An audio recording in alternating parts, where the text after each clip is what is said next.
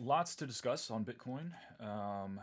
Most importantly, we're still in a downtrending market, right?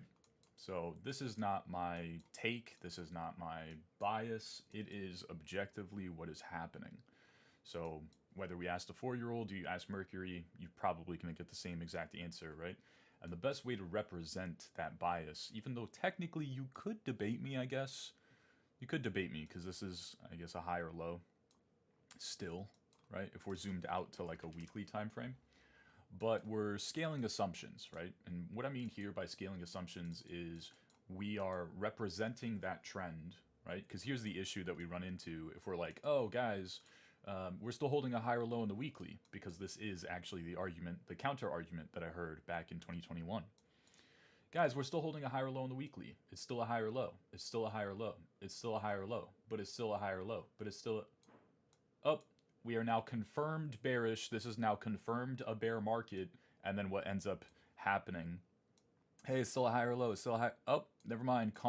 Bear market confirmed. And then we get one major relief bounce that actually fucking matters in the past 6 months, right?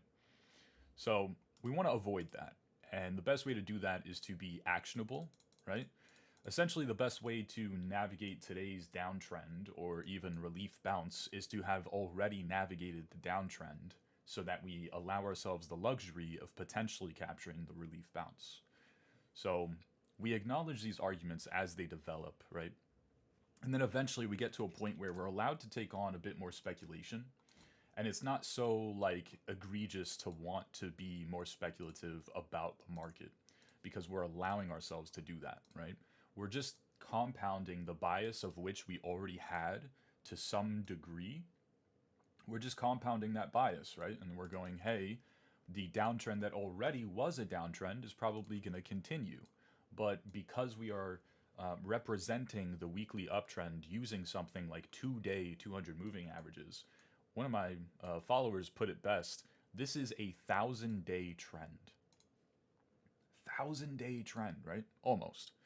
It's almost a 1,000-day trend, and it just now broke all of 2 weeks ago. 2 weeks ago, a 1,000-day trend was lost for the first time in 1,000 days. It's pretty crazy, right? So I think it's fair to scale the analysis. Hey, because we've done something incredibly significant, in addition to the already downtrending momentum that we've seen thus far, we're compounding those arguments bearishly, right? We're adding more strength to the bearish arguments. The snowball is just getting bigger and bigger and bigger and bigger. And what would actually create a snowman, right, with a nice little top hat and a carrot for a nose and some sticks for arms and a scarf is after we make that lower low, right? Because then it's not just a matter of, hey, two parts of Mercury's system on this incredibly high time frame, the trend representation plus the mid-range level as confluence in this case. It's not just two parts, it would be technically all three, right?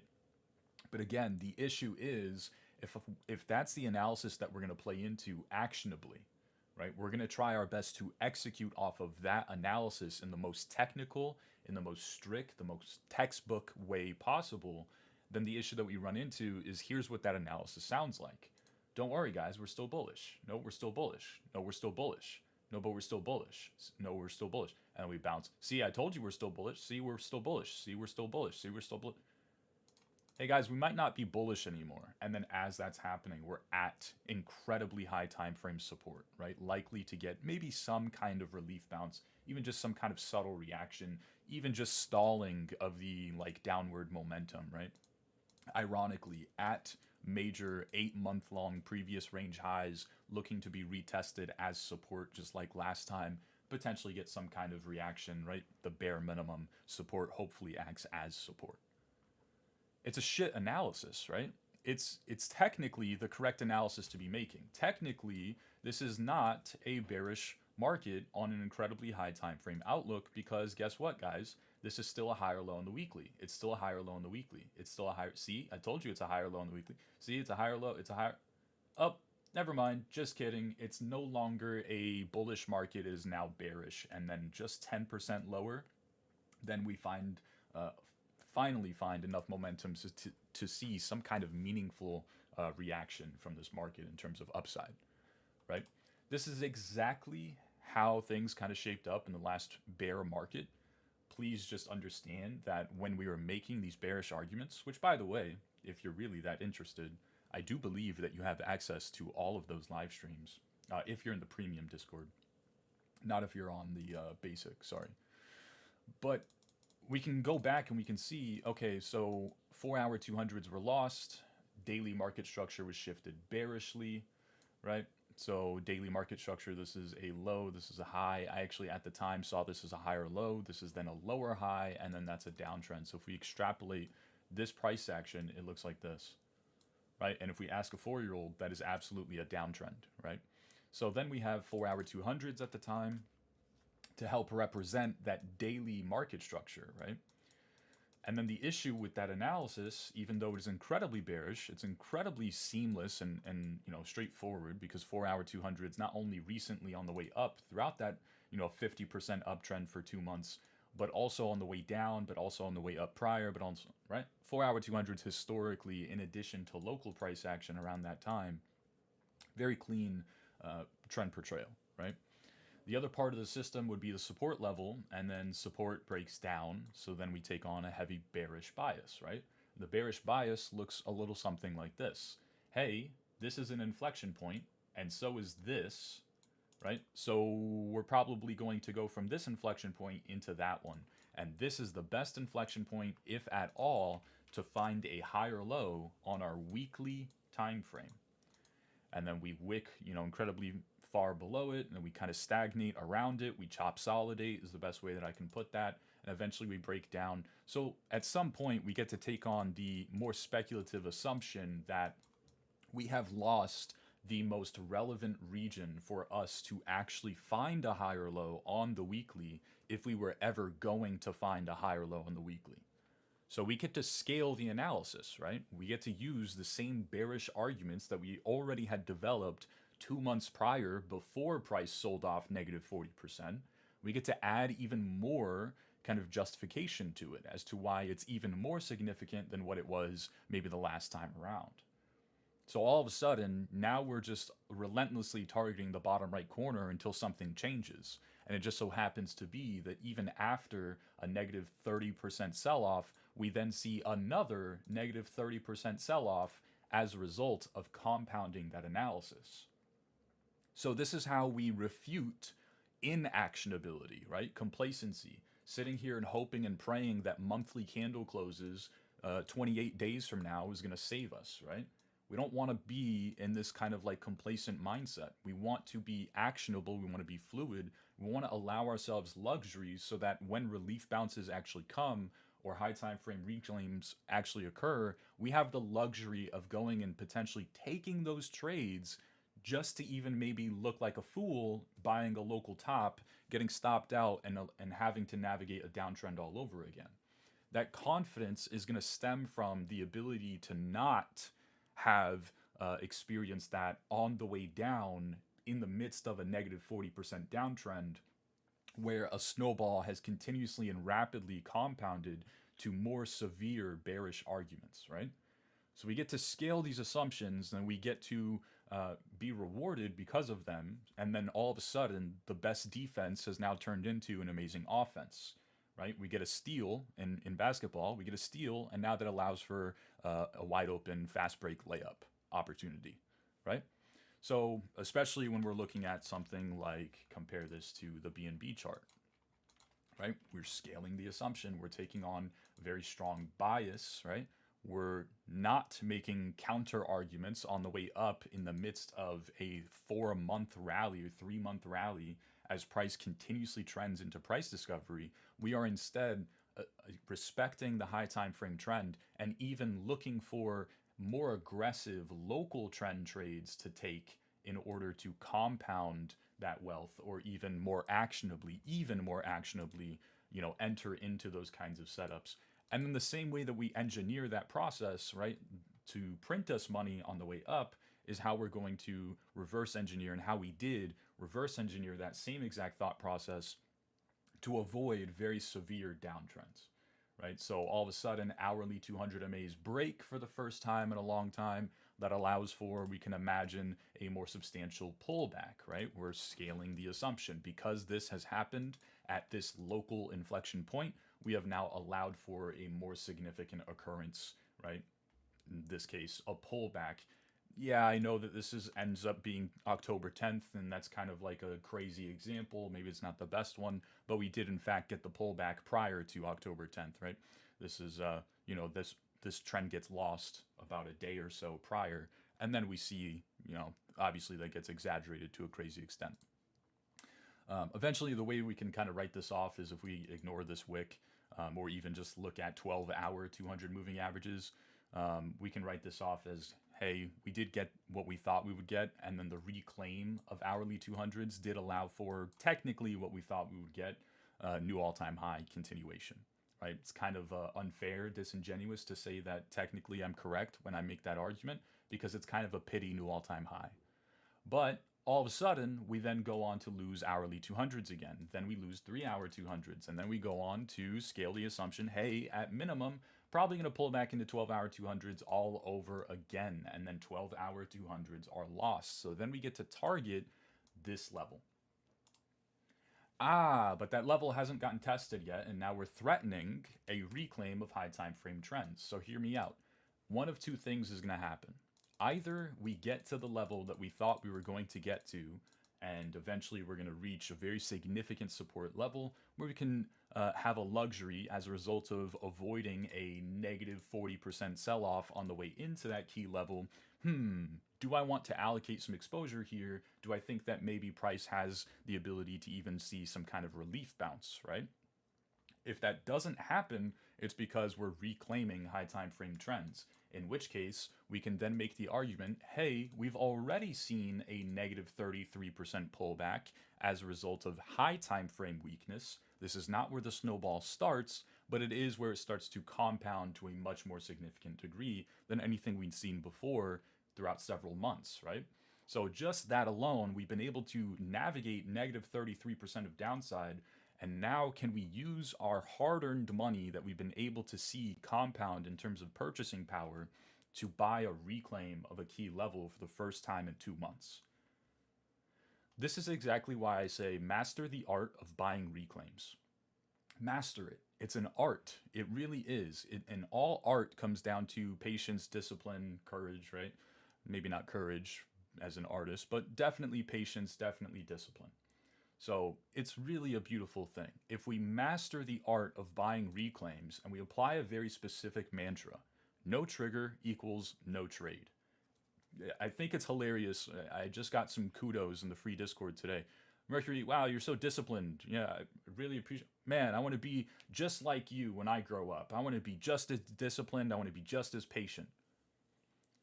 It's kind of hilarious to me because those are the easiest things to do. Like, oh, I want to be like that. I strive to be just as patient, just as disciplined. Okay, so just be patient and be disciplined. It's a decision, right? It's not something that you have to learn. It is something that has to get instilled over time, but that is one of those things where you wake up and you just go, okay, I'm going to be patient, I'm going to be disciplined. Hey, hear me out, guys. You ready for this amazing, astute, stoic advice that you've never could have possibly came to on your own? If a trade does not trigger, we're not gonna trade it. Ooh, aren't you so glad you're paying me money each month so that you can hear that shit? No, it's simple, right? It's very straightforward. So all of a sudden, when we're refraining from taking trades because they haven't triggered, we're being patient, we're being disciplined, because we have mastered the art of buying reclaims. So here's where the courage thing comes in, where it's not, applicable to art forms, it is applicable to markets and actually looking for trade setups and executing, right? So here's where the courage comes in. Yeah, but Mercury, what if this actually is a reclaim and you're wrong and it's not just a test of the inflection point, it's not just some kind of overthrow and all of a sudden BNB rips it back turbo. This ends up being plan B, this is plan A part 2, and we run back to price discovery and then I miss out. You know how you refute that fear? Courage. Hey, I need to have the courage to actually adhere to my patience and discipline.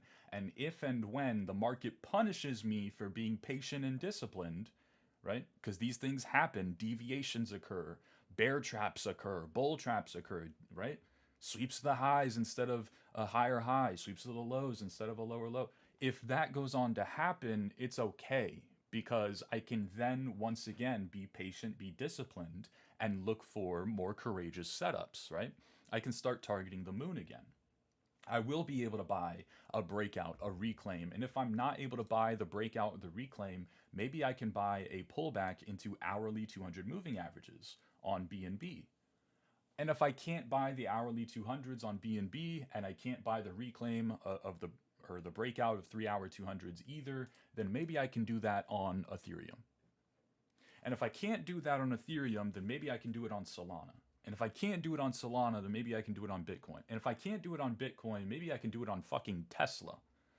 And if I can't do it on Tesla, then maybe I just can't do it at all at that point because opportunity is incredibly fucking abundant. So how is it so damn difficult to have patience, to have discipline, to have courage when it comes to execution? You had to master the art of buying reclaims. And all of a sudden, you're giving price an ultimatum. Either reclaim this trend, or I'm going to scale the assumption to a much more severe degree that you're just going to get to this level. So either I will have the ability to buy a reclaim and potentially run it back on a 3-month uptrend where we are fucking ripping into price discovery. The same patience, discipline, and courage that I instilled in myself to capture that initial 3-month uptrend into price discovery. The market, when the market reclaims 3-hour 200s and I'm bearish at the bottom, right? Sidelined, not exposed, whatever. And the market reclaims that exact same trend, that exact same key level, that exact same key inflection point that I've already used several times throughout 3 months to capture a 100% rally into price discovery. That is the market saying, hey, Mercury, you remember that 3-month environment where you made a shit ton of money? Yeah, we might get to do that again, but just sooner as opposed to later, right? I know you had this like fantasy about, hey, here's what the market looks like if BNB pulls back negative 40%. That's cool and all, but fuck you, we're going to run it back. So you have to make more money sooner as opposed to 2 months from now or 3 months from now. And I'm supposed to, as a trader who trades only the long side and has already printed a lot of money throughout 3 months on a 100% rally into price discovery, where essentially my system has boiled down to turn my fucking brain off and turn moving averages on, and now all of a sudden I've fooled you into thinking that I'm a genius, right? That market environment gets reclaimed all over again. We run it back turbo, and I'm supposed to look at that occurrence in the market and go, yeah, but what if I miss out though? No, market, please don't give me a reclaim. Just go lower. No, please. No, I don't want to make more money sooner rather than later. What kind of pansy ass bullshit mindset would that be? And that's FOMO. Do you understand? That is FOMO. That's how FOMO gets materialized in your brain.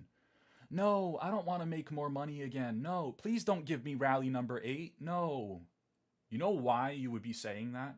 No, please don't give me rally number 8. If you missed out on rally number 7. Do you know why you missed out on rally number 7 for anyone that actually did? Because during a 3-month downtrend where PopCat goes negative 90% lower, you're going, yeah, but I don't want to miss out on the rally on PopCat though.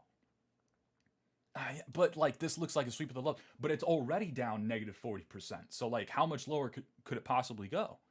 But now it's down negative 70%. So like surely we're due for some kind of bounce sooner rather than later. But some kind of guru from 2 cycles ago said that I should be buying the dip on PopCat so that I don't miss out on the mega pump that's coming. And then PopCat goes negative 90% lower over the course of 4 months. And then all of a sudden it reclaims one key trend once for the first time in 4 months.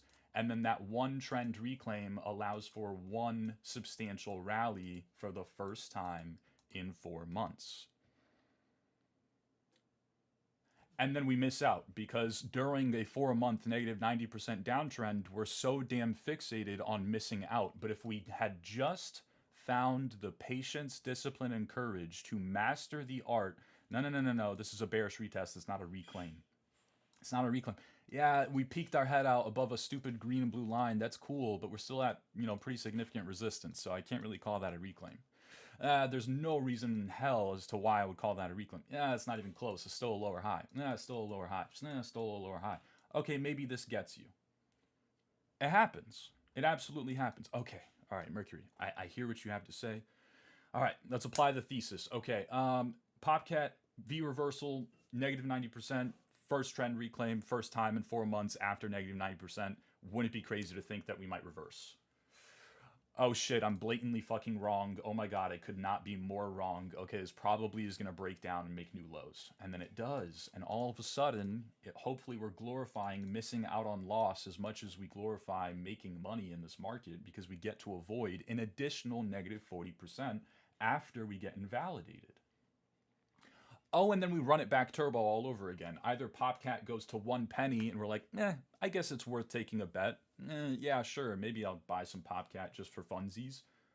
Or we see another reclaim, right? And this time with more substantial arguments. And we see a shift above a key level. We see a market structure break, right?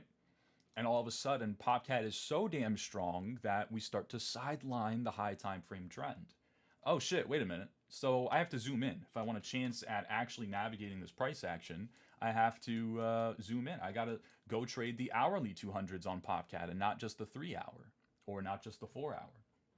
And all of a sudden, now we're capturing the few and far between rallies that matter. Even though it ended up being a relief rally, a significantly lower high than anything Popcat had seen before. But check this out. Even upon reclaim or test of hourly 200s, that's still a 180% move. So if we fight off the fear in the midst of a downtrend, and we're allowing ourselves to fight off that fear because we're convincing ourselves that we will have the ability to buy a reclaim if and when it occurs, perhaps we find ourselves in a situation where reclaim never occurs and we just go lower.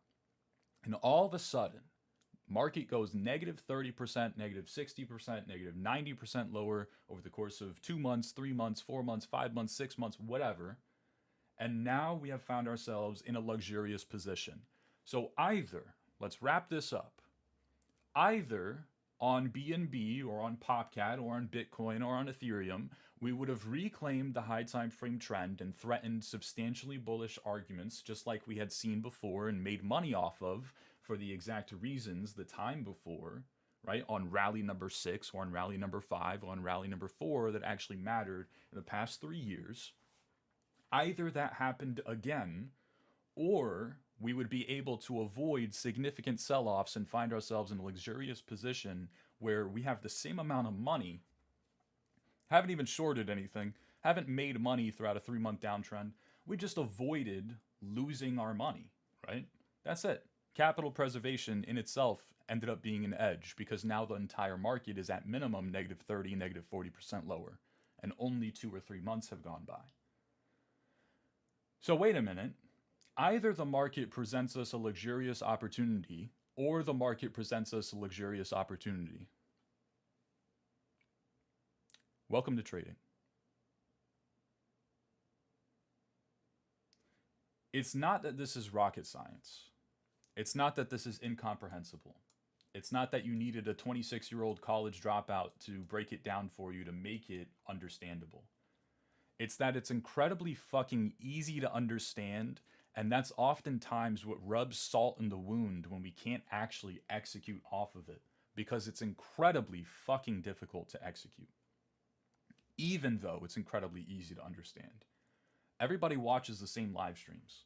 Everybody in this Discord can attest to the fluid navigation in these markets, right? That comes from your boy Mercury. Don't give me too much credit. I don't always end up trading every analysis that I make, right? Analysis is significantly easier than execution. Everybody watches the same streams. Everybody sees the same fluid navigation. Everybody sees us avoid sell-offs and bask in the glory. Everybody sees us catch even just relief bounces. Not everybody actually is able to translate that into tangible value in their own portfolio, though. Not everyone is giving me props and kudos. Hey, Mercury, thank you so much for all the live streams, the principles, the philosophy. It's really made a significant difference in my trading. Not everyone has the ability to do that, but everybody watches the same streams. It comes down to you, man. It comes down to mindset. 95% of this game really is mental, and hopefully we are doing a better and better job every single day of instilling that within ourselves. It's not going to help you if it only clicks during the 3 hours of me yapping, and then as soon as you exit the stream, all of a sudden all those principles go out the window. It's not going to help. It's not going to matter anything, right? It needs to actually be translated in the form of execution. You can't just have patience, courage, and discipline when it comes to theory. You have to actually be able to preach or practice what you preach, right? Or what you think. So when that happens, all of a sudden, we are not fearing what happens if the market runs it back turbo, leaves us sidelined, blah, blah, blah, blah, blah, blah, blah, blah, reclaims 4-hour 200s. Hell, even reclaims 2-day 200s, right? Think about this for a second. It is incredibly a shame, right? It's a shame, man. It really is a shame that there are actual people out there that want you to think that the worst thing that could ever possibly fucking happen to you is that Bitcoin and all of crypto V reverses, goes into a golden bull run, banana zone, bull market mania, rally number 8 bullshit, and you're gonna miss out. You're gonna miss out because you didn't have a crystal ball, you didn't rub it, right, for all of the negative 40% into the low. You also didn't rub it at the low. And because crypto, right, here's their argument, because crypto is going to reclaim 30-minute 200s and then break out of a local range and then reclaim 4-hour 200s and then reclaim 2-day 200s and then reclaim 12-hour 200s and then deviate back inside of this range and then make new all-time highs. Because crypto is going to do that, and then this, and then this, and then this, and then this, and then that. Oh, and by the way, that's basically going to create the exact same environment as this one, right? Where we saw prices go substantially higher. Essentially, I got to convince a lot of people that my system boils down to, hey, turn your brain off, turn green and blue lines on, and now all of a sudden, you're the greatest trader in the world. Yeah. We're going to run back that exact environment. You know, the environment where Ethereum rallies 250% as Bitcoin only rallies 50? Oh, and then after a 50% or 250% rally, people then, after that rally occurs, go, yeah, this market sucks. It's not really what I wanted. I wanted more than that. I'm here for more than that. Yeah. So that environment, we're going to run that back all over again. All of the crazy, altcoin rallies in between. We just talked about BNB after new all-time high, 1.5 year long range breakout. After that happened, we then saw a subsequent 100% rally into price discovery. Oh, but wait a minute. That also created sub-narratives, right? Because then when you dig into Binance Smart Chain ecosystem, then there were a bunch of more lucrative, more seemingly gamble, but like degenerate kinds of plays, zero or hero kinds of plays, where a lot of people printed a lot of money in a relatively short period of time. Oh, and in addition to that, guys, we watched Hyperliquid rip 250% higher in the same time span. Oh, and that also created sub-narratives, and people got NFT drops that were worth $50,000.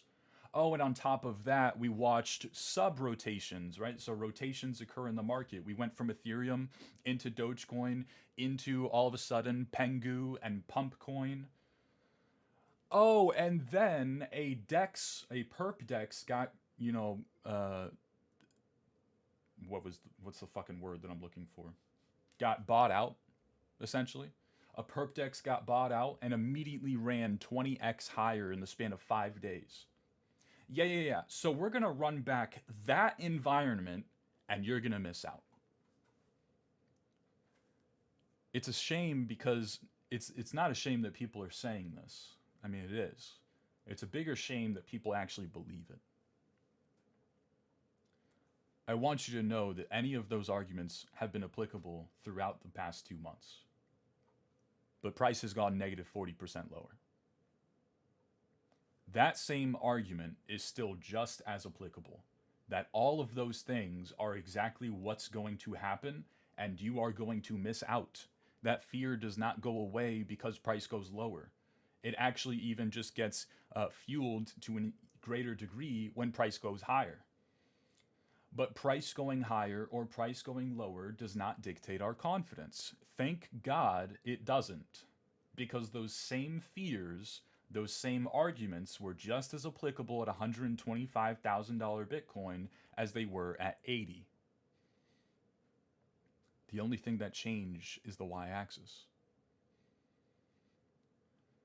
If you genuinely feel that way, the market is going to do this and then that and then this and then that and then this and then that, and then check this out. Let's think about context, right? So contextually, what is the kind of sentiment that we have on crypto at the moment, especially when compared to the stock market? Crypto fucking sucks, dude. What is the base case, the primary thing that people argue every single time they see an underperformer? And thank God that people immediately default to this argument every single time something is underperforming. There are people on my timeline right now that are silver maximalists, right? That are glorifying their ability to have bought silver over the past decade.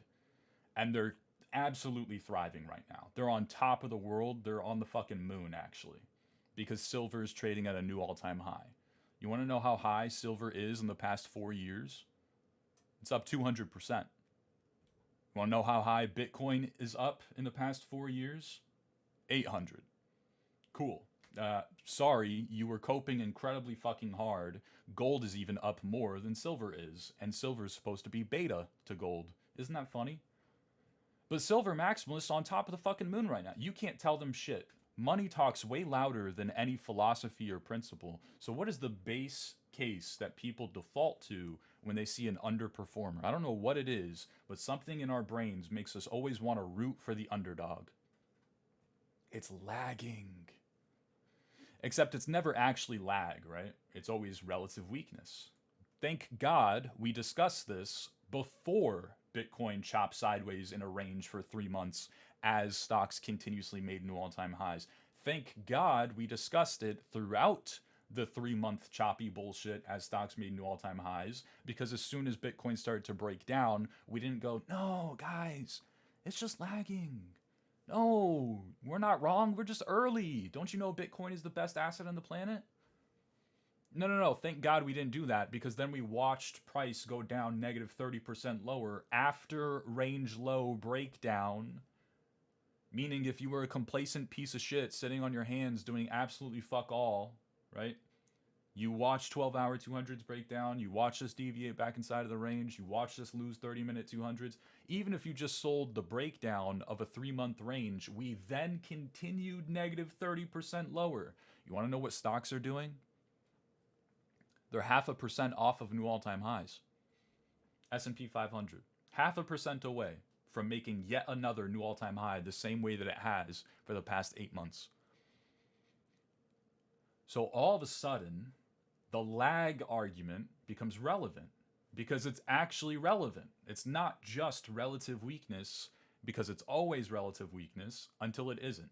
It's always relative weakness on Ethereum for 3 years fucking straight until the one time where it manages to break out of a key trend for the first time in 3 years. And oh guys, look at that. Here you go. Now all of a sudden Ethereum dramatically outperformed 250% in the same rally where Bitcoin only did 50. And that's what we come to expect from Ethereum. So it wasn't lag for 3 years straight. It was relative weakness until the one time that it was finally fucking lag.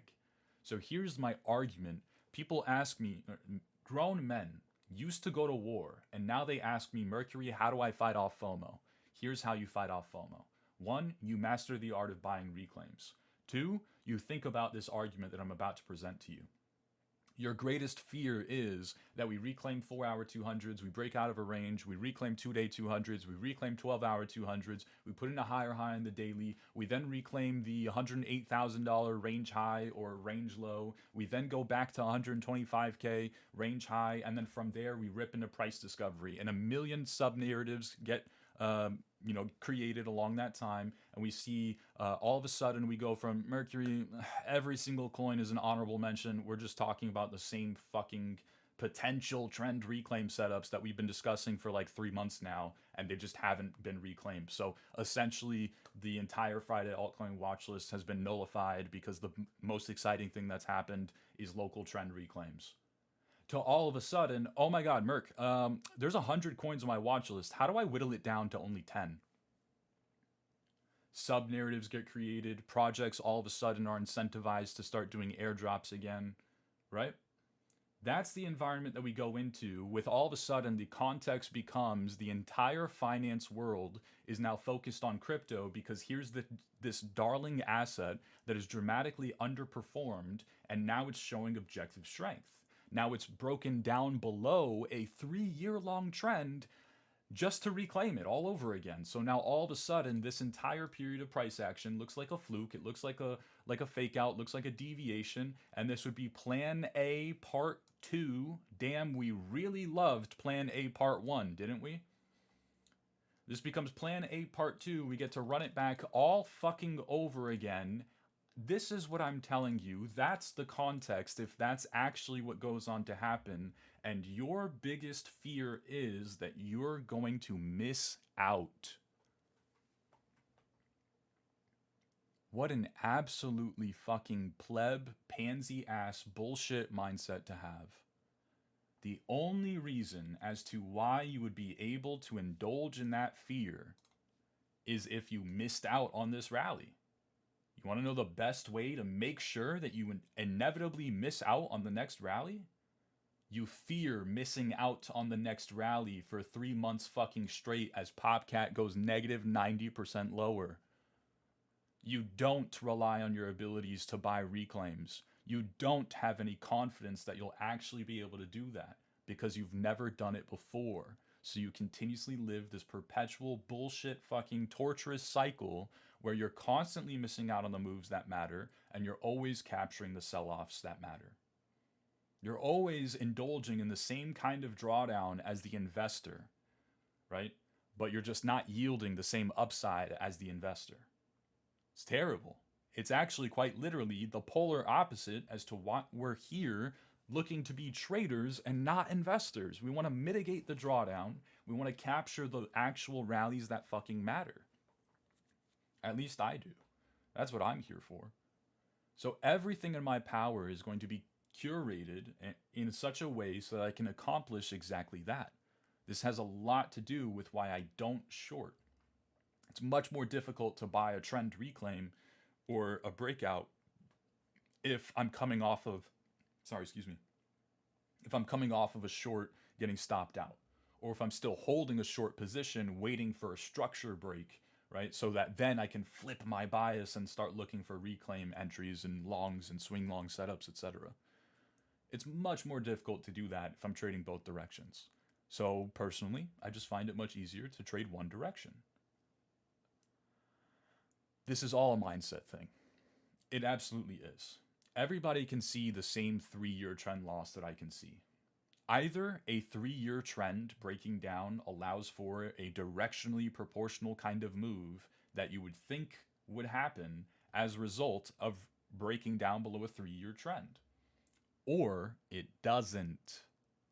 I promise you, the most fearful outcome that you should be dwelling on is not that this market reclaims a 3-year trend, gets back to bullish in price discovery, sub-narratives emerge, altcoin rotations occur, and everything is butterflies and rainbows all over again, the same way that it was for all of April through October. I promise you that is not the worst thing that could possibly happen in this market. You'll only believe me if that's not what happens. You don't realize how torturous bear markets actually are.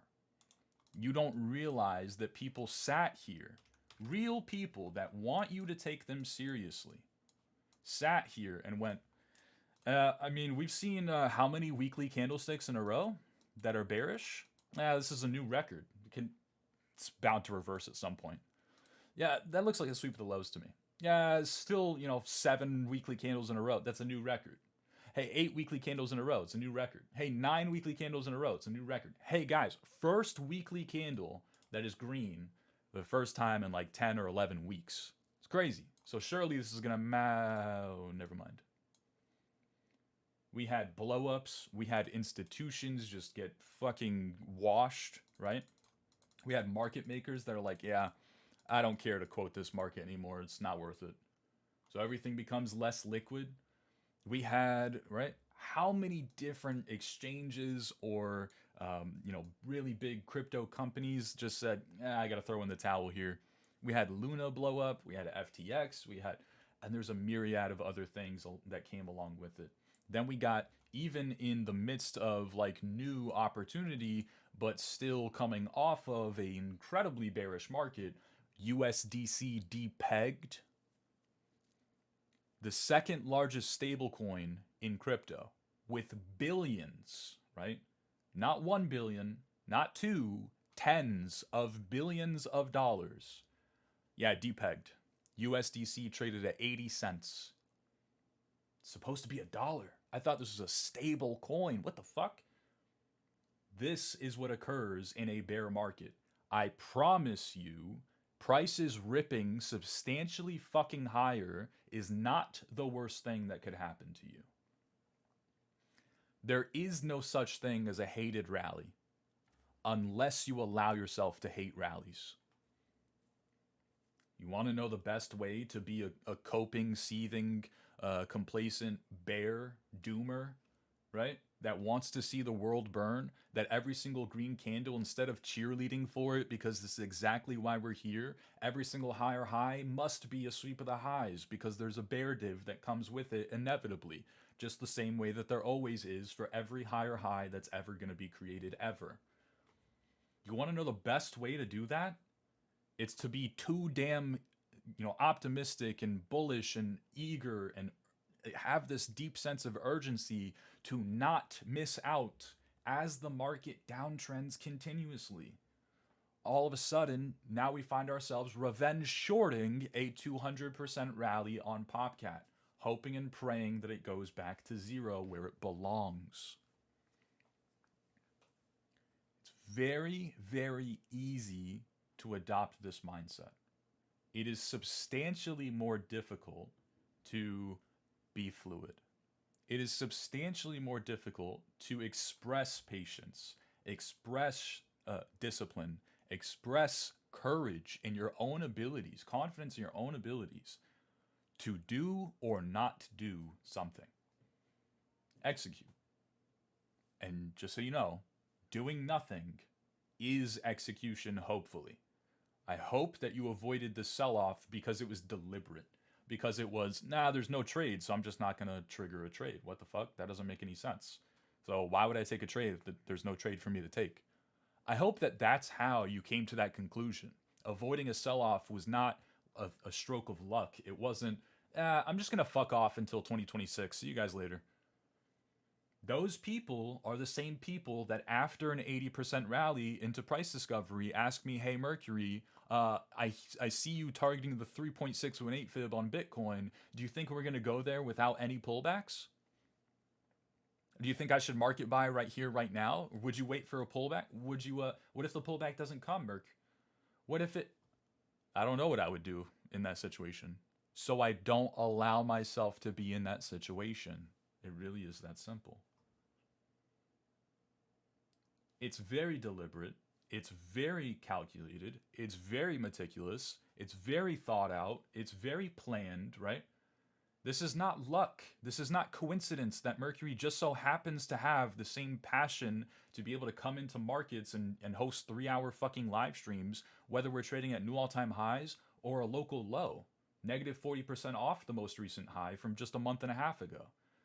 It's not coincidence. It's not luck. It's ability. It's skill. And it doesn't take a lot. It doesn't take a lot of skill, believe it or not. It's really not, I'm not superior than you guys. I refuse to accept that claim. I'm a 26-year-old college dropout using some silly little green and blue fucking lines. This shit is garbage. I'm not betting on 2-day 200s. I'm not betting on market structure. I'm not betting on the local range highs holding. I'm not betting on anything that has to do with any of this bullshit ass vanity. I'm betting on myself. I believe that I will be able to continue catching rallies that matter and avoiding severe drawdowns. I believe that, and I express that belief in how I trade the market. And then my belief becomes manifested over and over and over and over and over and over and over again. So much so that I get to come back and tell you, hey guys, yeah, I was sidelined here. Yep, totally fucking sidelined. Couldn't have been more bearish. I actually got my limit bids front ran. Hey guys, I was Pico bullish here. You remember when I was like, hey, this is not a sweep of the highs, idiots. You probably said that the same, back here too. Didn't mean shit. You probably said that here too. Didn't mean shit. You probably said that here too. This is not a sweep of the highs. It's a breakout. Just for it to not be a breakout and end up being a Pico top. Yeah, you remember that? I can remind you that when this was making what I thought was going to be a lower low, right? When it made a higher low, my analysis sounded like this. Yeah, guys, we're in a downtrend. Remember 4-hour 200s were lost over here. And then we said, that's the first lower high in the weekly for the first time in like a year and a half. And then ever since then, we continued making lower low and then lower high and then lower low and then lower high. Hey guys, I'm starting to notice a pattern here. What do we think happens next? Lower low, lower high, lower low, lower high, lower low. Let's ask a 4-year-old. Yep, they just said downtrend. Little Timmy thinks that we're going to make a lower low, and guess what? I'm not much smarter than little Timmy. I think the same thing. Yeah, it was my greatest fucking trade in the world. It was the greatest trade. It was the most profitable trade that I'd ever taken, and still to this day, in my entire 8-year trading career. I was bearish at the most recent bottom prior to it. Let's talk about it. Because I get to follow that up with here's how I relied on my ability. Here's how skilled I am. I called something a reclaim when it looked like a reclaim to me. I called it a breakout when it looked like a breakout. I called it a higher high and not a sweep of the highs. And then as a result, I got to sit on my fucking ass for 3 months and I played Pokemon. Ofer, you're going to like this. I played Pokemon on Nintendo Switch, right? I bought a new game mid-September. I was like, I really don't want to fuck up this trade. I really have high conviction that this is a higher low in the weekly. We just reclaimed 4-hour 200s. I get to scale my assumptions. I'm not the person that's traumatized, right? Check this out, guys. When I was making the argument, hey guys, this is a lower high in the weekly, first time in a year and a half. You know what the rebuttal was?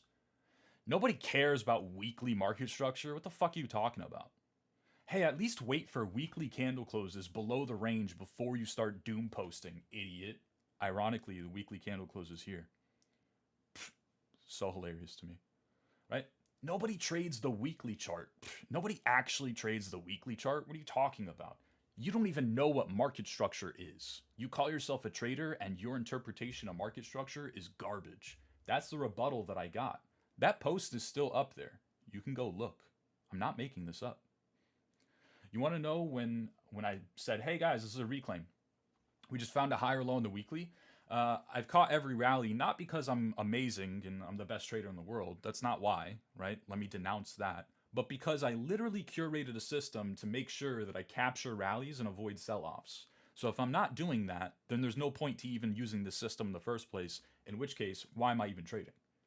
So here's a high time frame trend reclaim. Here's a higher low on the weekly. In hindsight, I know that I was just bullish at the bottom. Bearish at the bottom, but it is what it is. I'm bullish at every top. I knew this. This is the way my system is curated. And by the way, this reminds me of the bear market lows, where like I'm starting to see like reminiscence of like the bear market lows. I'm using just like greater discretion, and I don't even believe what I'm about to tell you. But by the way, global liquidity projection is also presumably breaking out, and apparently Bitcoin follows whatever global liquidity is doing. Oh, and by the way, Larry Fink is shilling my bags still on national television, vouching that everybody should have 2 to 3% of Bitcoin in their portfolio somewhere. Oh, and by the way, Q4 seasonality, I don't even believe in seasonality, but let's just tackle it on as a cherry on top, anyways, because we can make that argument, because it was the same argument I was gonna make anyways. Do you know what the rebuttal was when I made those arguments? But don't you see that we're still downtrending on the weekly? We're still making, that's still a lower high on the weekly, though, Mercury. What are you fucking talking about? Oh my God. Isn't it hilarious? The person that is traumatized is the same person that refused to adapt to objective information. You cannot debate me on this. This is the first lower high that this market has made on the weekly time frame in over a year and a half. It doesn't take a rocket scientist to acknowledge that. It does take a trader to execute it. It does. It absolutely does. It takes a lot of patience, courage, and discipline. It takes the ability to know, hey, I might be cutting at maybe a local low. Maybe I'm too early to cut. Maybe I'm wrong that this is a breakdown. Maybe I'm right that it's a breakdown, but I'm wrong on my assumption on how severe the breakdown is going to be. Maybe. What if, except I always have the ability to replace it with even if. And all of a sudden, after I'm bearish at the bottom, who now has the courage, patience, discipline, and capital to not just take a trade, but take an asymmetric opportunity, one of which that they have not seen in a year and a half? I do. I worked hard for that patience, for that discipline, for that courage, for that capital preservation, so that I could express the same patience, the same discipline, the same courage in the form of allocating into a new trade setup here today, after missing out on a 10% rally on the way into my entry. I'm able to acknowledge more severe, more significant occurrences in the market, and all of a sudden, I'm able to use my tingly gut feeling, right, that I have neglected for a year and a half because it's always just kind of been analogous to throwing shit at a wall, except this time, I get to LARP as a forecaster. Ooh, look at me. I'm getting a forecast. Hey guys, you see this reclaim of 4 hour 200s? You see this re-entry back inside of 60K? You see that higher high on the daily? Yeah, guess what? It's going to cause 1.618 fib at $102,000 Bitcoin. I get to do that now. I'm the same person that had patience and discipline and courage on the way down. I've enabled myself to express that same exact personalities, right, on the way up. It's not luck. It's not coincidence. It's also not rocket science. It is incredibly fucking difficult. The only way that you're actually going to have the ability to express courage, confidence in your own abilities is by forcing yourself to do it. You have to fake it until you make it. And eventually you get to come back, and as Baba said, I don't know if he's still in the group anymore, but as Baba said just a few months ago, Mercury, this is the first time where I've actually been able to avoid a very substantial multi-month long sell-off after capturing a very substantial multi-month long rally. Man, it feels good. And you know what I told Baba? If you did it once, you can do it again. It's a beautiful thing. If you faked the confidence into believing that you could do it eventually at some point, and you actually managed to do it, now you got a taste of that. You got a taste of what it's like to have pocket aces and go all in pre-flop, knowing damn well that that's the best thing for you to do, no matter what. right? No matter what the other person has, you always go in on that hand 100% of the time, and you won. And then you did it to the inverse and you won again. You've now tasted what winning philosophy is like. It becomes addicting. All of a sudden, we're not glorifying, wow, look at Mercury, he's so cool. He managed to not take trades when they didn't fucking trigger, because you come to expect that from yourself. That's a standard. What do you mean? What do you mean that you are still struggling with taking boredom trades? What do you mean that you are still getting tilted on a 2 losing streak? What do you mean that you continuously close trades at break even when they pull back into your entry, even though they're still just as valid as they were? What do you mean that you continuously find yourself removing stop losses as price goes lower? What do you mean that you continuously find yourself telling yourself, hey, when the market does this, I'm going to do that, and then not doing it? What do you mean? This is standard. Do you not take yourself seriously? Because if you don't, then why should I? Act like professional. And all of a sudden, you yield a professional's results, right? Take it seriously. Discipline, patience, courage, it's not incomprehensible. It's not unachievable either. It's not this crazy ability that you have to unlock for yourself. It's something that you instill within yourself because you already have all the virtues that are necessary in order to reflect that belief. So do it. Great things follow over a long enough period of time. Now, this is where the caveats kick in, right? You absolutely can buy the first reclaim of 3-hour 200s on BNB after a negative 33% sell-off, after 2 months of straight up downtrend, right? Just continuous downtrend relentlessly, lower highs across the board. Finally, BNB breaks out of a key trend, reclaims a key level, makes a higher high for the first time in 2 months. You got to take a trade, and yeah, guess what? Even pocket aces get cracked. That's why I love that analogy. Nobody is looking at that trade going, yeah, it's such a stupid ass fucking trade. Why would you ever do that? Because if that's your cadence looking towards that setup, then you would have never caught the BNB trade to begin with, right? On rally number 1, on plan A part 1. You wouldn't have caught that rally to begin with if that's how you think about the market, right? So nobody's looking at the market going, oh, that's such a stupid fucking trade thesis. Wow, you're such an idiot. Nobody's doing that because everybody can see the same analysis that I see, right? Even a 4-year-old could. Doesn't mean it's going to work. You have to navigate the market knowing damn well that you might do everything correctly and still lose money.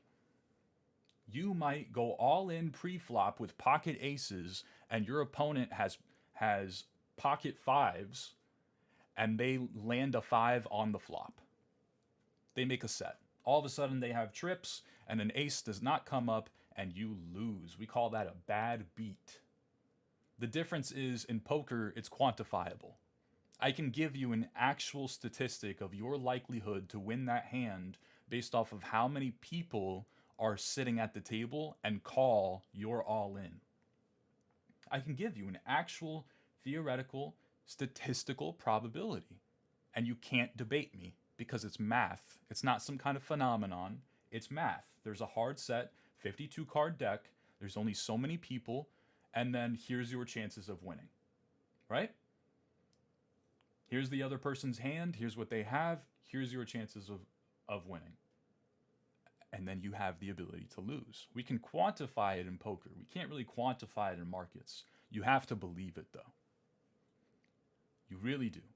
You have to believe it. The only way to actually believe it, it's not enough for you to watch live streams for 3 hours. It's not enough for you to go back to 2021 and see what we said and how we said it and what we did. It's not enough for you to study in theory. You have to experience it. It's the only way. A great trader, worst contrarian on Twitter, decent friend. I would consider him a mutual.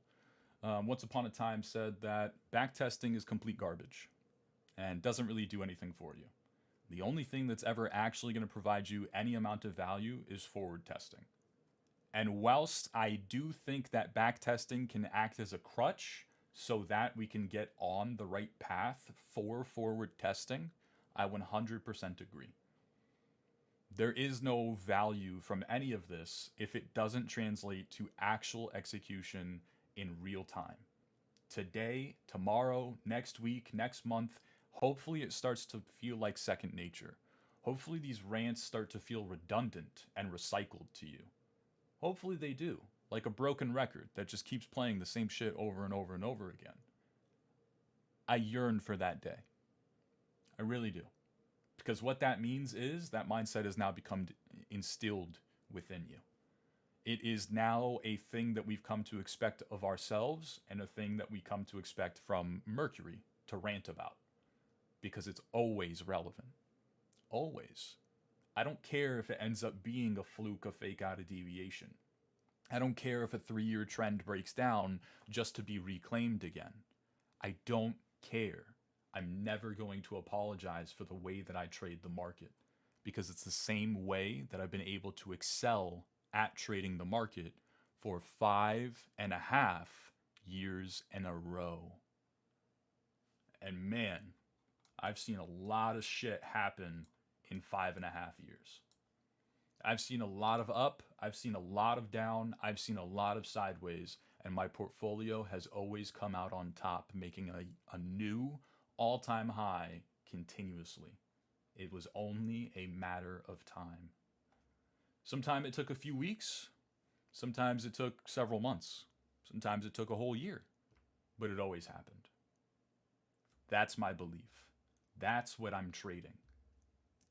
Confidence in my ability, not in 4-hour 200s, not in a local range high, not in 2-day 200s, not in what happens if we deviate back above 108,000 and reclaim 12-hour 200s, not if Bitcoin rips to price discovery, it's absolutely 100% guaranteed going to go to the 2.618 fib at $155,000. Not that. That's not where confidence stems from. This is vanity. I don't care that you get to look at a green and blue line and find confidence in it. That confidence means absolutely fuck all. What were you doing when price was here? Couldn't be a clearer trend. Couldn't be cleaner. You can't really ask for more than this. So what were you doing when price was here? Did the moving averages save you? Did they create value in your portfolio specifically? If no, then all of a sudden now TA is vanity. It means absolutely fuck all. It's always going to come down to how did you execute or not execute, right? Because doing nothing is a decision. So that's going to be my rant for today. Hopefully that's very clear. When it comes to Bitcoin price action, it's pretty straightforward. It's a local range that we're currently trading at. With the reclaim of 30-minute 200s yet again, what that does is, in hindsight, we've put in a higher low. Now, again, that's unexpected. That's not my primary anticipated outcome. It would have been downtrend resumption across the board for the same reason as to why I would have made those arguments previously as well, right? Because especially when we're losing 2-day 200 moving averages, now essentially it has become every single time frame is bearish. We're probably just going to resume the downtrend across all time frames. Pretty logical, right? So initially when we reclaim 30-minute 200s, we go, so this might allow for a relief bounce. And then we get the relief bounce. It's not a shocker. It's not crazy. Okay. Coming off of a negative 25% 2-week downtrend, we do something significant for the first time in 2 weeks after negative 25%. As a result, we see about an 8 to 9% relief bounce into a resistance level. And then from there, we crush that snowball all over again. It makes all the sense in the world for me to assume downtrend continuation across the board. Because if I were to ask a 4-year-old, hey, which way is this market headed? Whether I'm looking at the 30-minute chart or the hourly or the 4-hour or the daily or the weekly, they would tell me a downtrend, except maybe not on the weekly because technically we're still holding a higher low, right? So It's a downtrend across the board, or at least presumably it is, because we scaled that assumption. We talked about that 2-day 200 scaling assumptions, etc., etc. So we look for downtrend resumption across the board.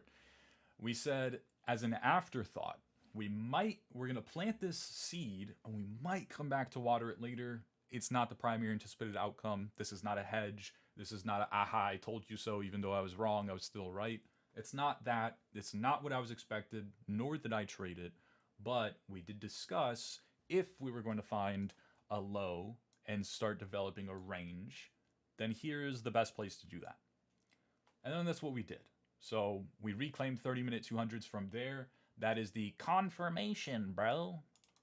God, I hate that word so much. It's the confirmation that, yeah, we are indeed chopping sideways, right? At minimum. Potentially, we're just going to, continue this high velocity momentum rally and break out of the range entirely. That's also an option. But at minimum, we are chopping sideways as opposed to downtrending. Now, that's not much, but it is something. Neutrality is far better than down, right? Just straight up bearishness. So at least we're moving neutrally, at very worst locally, except for this has absolutely zero effect on higher time frame outlooks, right? Again, when 30-minute 200s were lost and deviation occurred, we didn't go, guys, this is a Pico top. We're headed for recession. Don't you see unemployment rates just continue to rise like crazy? Yeah, we're doomed, right? Generational top is in. Have fun staying poor. See you in 2027. No, we didn't do that. Even though that's kind of what happened, right, to some degree so far, we didn't do that. It would be very silly, for the same reason, mind you, as to why we didn't do that this time. Or this time. Or even, right, these times. Or this time. We didn't do that, right? We didn't go, oh, that's a snowball? Guess what? Probably going to be a snowman. No, that has zero effect, right? So we're using high time frame occurrences to dictate our high time frame bias. At the moment, all we're discussing is low time frames. So if the low time frame shifts, which if it does, it'll be in the form of breaking out of this local range that has now developed, presumably. And once we break out of this local range, here's where my analysis becomes pretty shit. I'm not going to lie to you. What we can look for from here in terms of scaling the assumption is a breakout to the next inflection point. 2% higher, where we can retest 4-hour 200 moving averages as a high time frame trend, and then presumably use them as an ideal place to find a lower high to complement all the other lower highs and lower lows that we've been getting before deviating back inside of this local range and then resuming a downtrend across the board. It's not really that great of an analysis, is it? Right? It's also not very executable. So there's not really too much I can do upon local range breakout. So this has created some kind of complacency, right? In the sense that as opposed to looking at this as its own entity, this range high as its own entity, and then 4-hour 200s as its own entity, I have to take on a more broad, less actionable, more complacent kind of analysis. And I have to just kind of look at this as one cohesive inflection point overall. So whether we break out of the range, it's really not going to change my analysis too much, even though obviously here's how people think trading works. Hey, I'm not even willing to, consider bullish ideas. Not even willing. Up, guys, we're headed to price discovery. I was calling for recession, right here. But here, I'm calling for new all-time highs. That's how people think trading works, right? That's how people talk about trading. Oh, I flipped bullish. Oh, I'm flipping bearish. That's not actually how that works. We're gradually adapting to the market. Oh, wait a minute. We've refuted the idea that this is a local range. Now we're testing 4-hour 200s. We reclaim this, and all of a sudden, that little tiny local strength, we do have a higher low on this time frame, 4-hour. Right? Now we have a higher high. Now we've broken out of a local range. So maybe if we reclaim 4-hour 200s, we're just going to add to that strength, right? We do have a decent chance of reclaiming 4-hour 200s. Maybe we're going to get a more fruitful rally, something a little bit more significant. It's really not that much. We're still kind of talking about a bunch of bullshit, to be honest with you. Another 5% or so into 2-day, 200 dailies. Again, when it comes to these, we got to give them a little bit of grace. Truthfully, they have been respected much better than I would ever actually imagine them to be respected. Remember, this is a 3-year-long trend portrayal, and prior to that, it was a 1-year-long downtrend portrayal, right? With some tests on the way up that were pretty damn good as well. So this got respected to a very precise degree. That's not my expectation. That's a luxury. Thank you so much, market, for being so kind to allow 2-day 200s to be pico precise bottoms and tops for the past 4 years or so. It's not really what I expect. We do allow for grace, wiggle room. We are talking about a 3-year trend. So I am going to view that trend and the reactions around it more broadly, more vaguely, right? As opposed to trying to be the person that calls pico tops and bottoms around that region. So roughly 5 to maybe like 10% or so of wiggle room, where upon 4-hour 200s plus range highs, inflection point reclaim, I can then scale the analysis the same way that we scaled it for the way down. I can scale it inversely and start looking for a greater move up, potentially towards like 12-hour 200s, as a more refined, actually more precise, right, way of representing, hey, this is a great place for the rally to stall if we want to continue downtrend across the board on all time frames.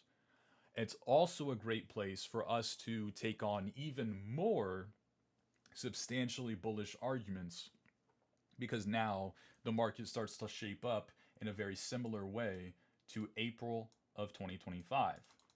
Guys, the market reclaims 12-hour 200s after breaking out of a local range, after breaking out of 4-hour 200s, after deviating back above a 3-year-long trend, right? We broke down below it. We gave bears their chance to end the cycle. Run this lower, bears. Here's your opportunity. Oh, except you're fucking weak, pansy, pieces of shit. So we're probably just going to run it back turbo anyways. Then we reclaim 12-hour 200s again. Then we get back above $108,000 range high / range low. And all of a sudden, we're knocking on the door threatening price discovery. We're knocking on the door threatening rally number 8 that actually fucking matters. And your biggest fear is that you're going to miss out.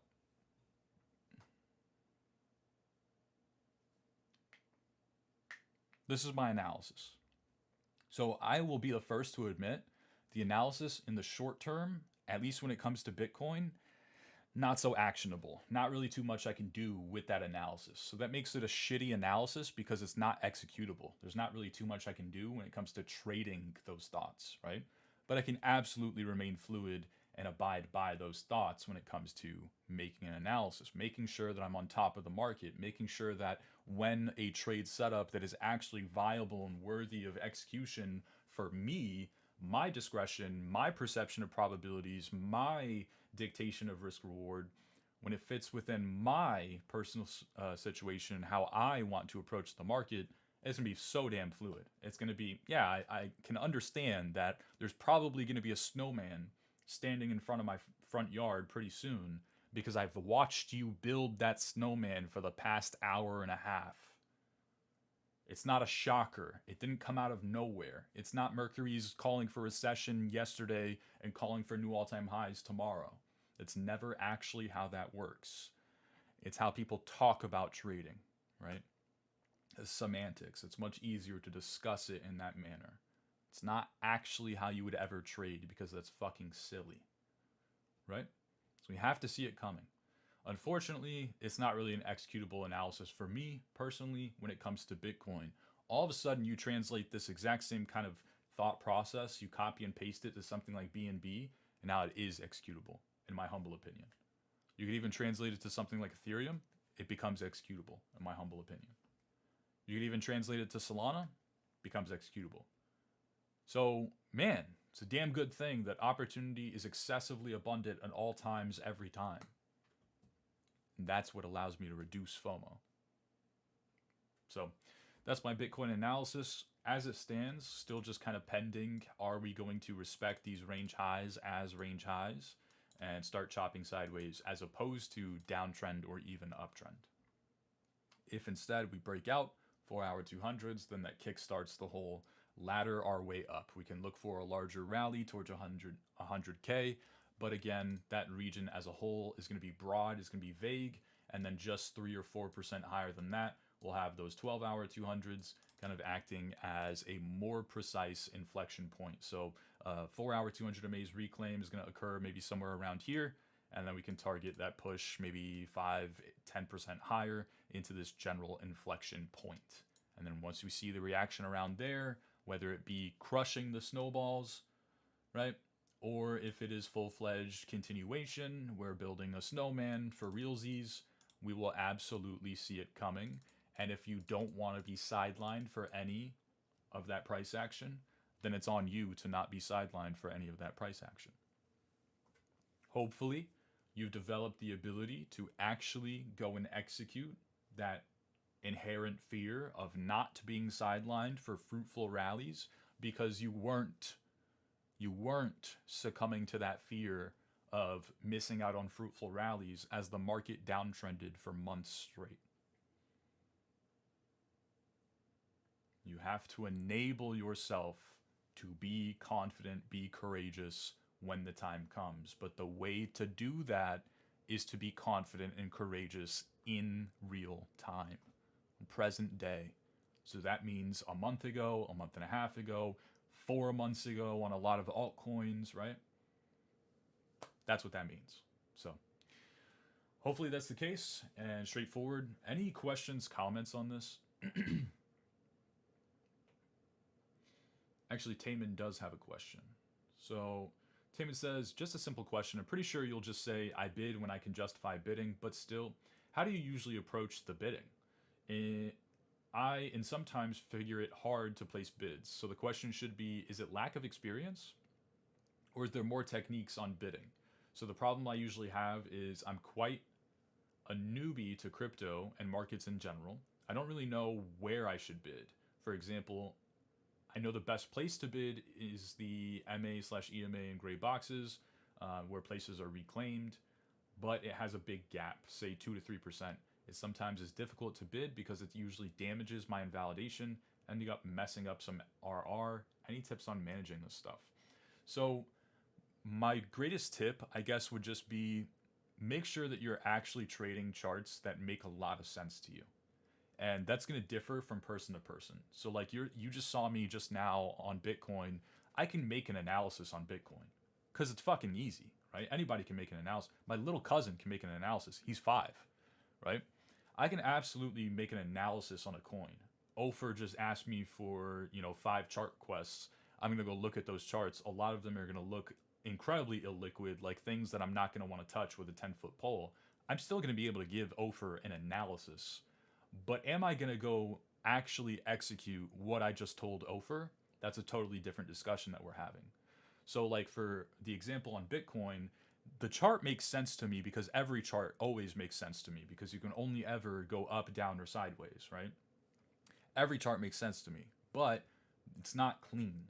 I don't really have the ability to instill confidence in my abilities, in my execution, in what I'm doing, in what button presses I'm making and how I'm pressing them and why, because the argument just isn't as clear or as favorable in my perception, right? In terms of probabilities or RR, risk reward, it's just not as favorable as it could be. So maybe it is as soon as I go look at BNB, right? And then it's favorable, and then it makes a lot of sense, and it doesn't feel so forced, and it's not so like, guessy. It's not, am I doing the right thing? It's, I know that I'm doing the right thing. I can absolutely justify it from 17 different standpoints. This is something that if I go to buy a reclaim of BNB for the first time in a month and a half on this chart, and it doesn't work, right? I draw out a setup. I go, okay, so I'm going to buy, I'm going to look for this. We have to scale the assumption on stop loss. Technically, this is my stop loss. I'm going to see if I can get away with just like a more arbitrary stop loss somewhere around here. I'm bidding, this region. Okay, so here's my thesis on BNB, and guys, it's the same fucking thesis we applied back here. It's the same thesis that we ran it back turbo on back here. It's the same thesis that we rediscussed in a different iteration, local trend trade back here. It's the same thesis we applied back here. It's the same thesis that we ran back local trend reclaim over here. It's the same thesis. It's the same thesis. I know this is a good setup. There's not a doubt about that in my mind. I know it's a good setup because it's a setup that I'm very comfortable with. It's not just a setup that I know in terms of theory or concept or backtesting. It's also the same kind of setup that printed me wealth, not made me cash. Not, hey babe, we can afford a nice steak dinner tonight. Hey babe, let's go to the Bahamas. Thanks to my B&B trade. We're going to live like fucking kings and queens. It's going to be an amazing time. I've already done it. I know this is a great trade setup. If this is the kind of trade that doesn't work, and it does this, because it absolutely can happen, and it wouldn't be the first time. Right? It wouldn't be the first time that ever happened to me. If it doesn't work, well, that's pocket aces getting cracked. That is, yeah, I had pocket aces. I went all in pre-flop. Somebody else was like, hey, I'm all in. And we didn't even see the flop yet. Everyone folds, and then it gets to me. I'm the last person at the table. And I'm like, I have pocket fucking aces. Of course I'm going to call your all in. And then that person shows 2-7 offsuit, and somehow they win, right? 2 7s come up on the flop, and then a deuce comes up after, and now they have a full house in comparison to my pocket aces. Am I going to, all of a sudden, right, moving forward, now I'm never willing to go all in pre-flop on pocket aces ever, even though that is the only move in poker that is 100% guaranteed. Even if you knew nothing about poker, you know all in pre-flop is 100% always, all the time, the best move. Always. You always make that call. You always go all in. In this sense, it's a terrible analogy because we're not going all in on one B&B trade. Hopefully we're not fucking doing that. Man, I have a cool story for you guys. Hopefully we're not doing that. But we know, and we can die on that hill, hey, this is a good trade setup. Whether it works or it doesn't, this is what good trades look like. We can apply this on B&B, and it might work.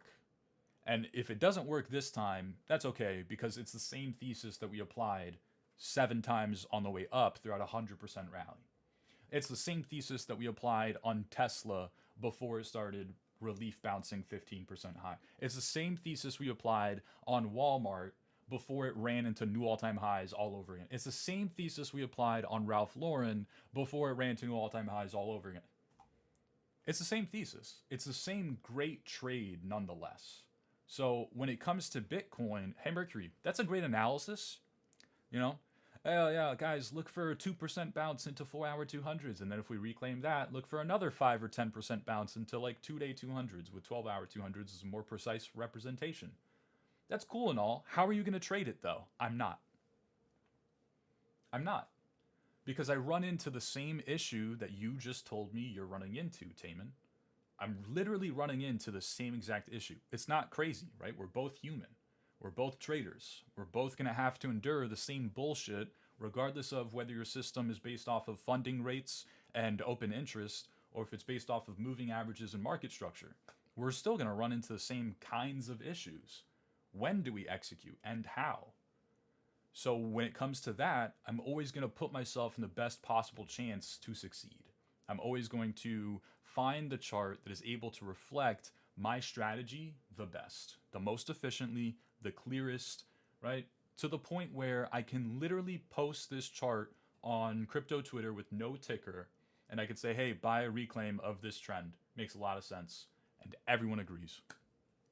Because it's straightforward. It's almost like, essentially, the strategy for BNB has been turn your brain off and turn 3-hour green and blue line on, and now everything makes so much sense. And now you're George Soros, basically. You're the best trader ever. Right? So I'm always going to look for the best chances to succeed. And that makes the how am I going to refine my execution that much more seamless.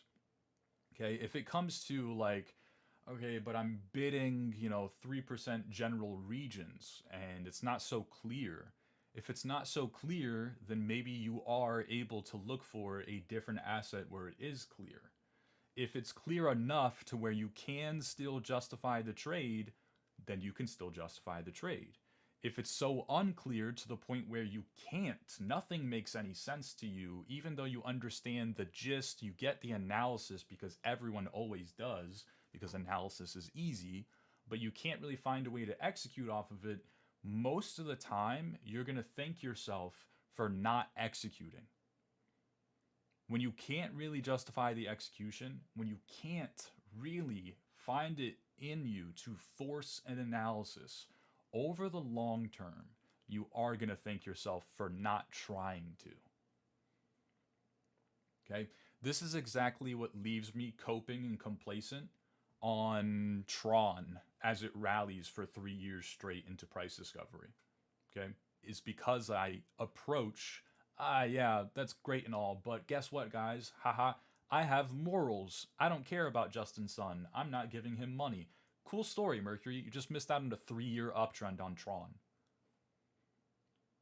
Yeah, it's what allows me to miss out on those kinds of opportunities, but that's fine because we're not talking about the other 99 times where I made that exact same claim or that same statement and I was able to miss out on unnecessary drawdown that I didn't ever actually achieve because I made those same claims.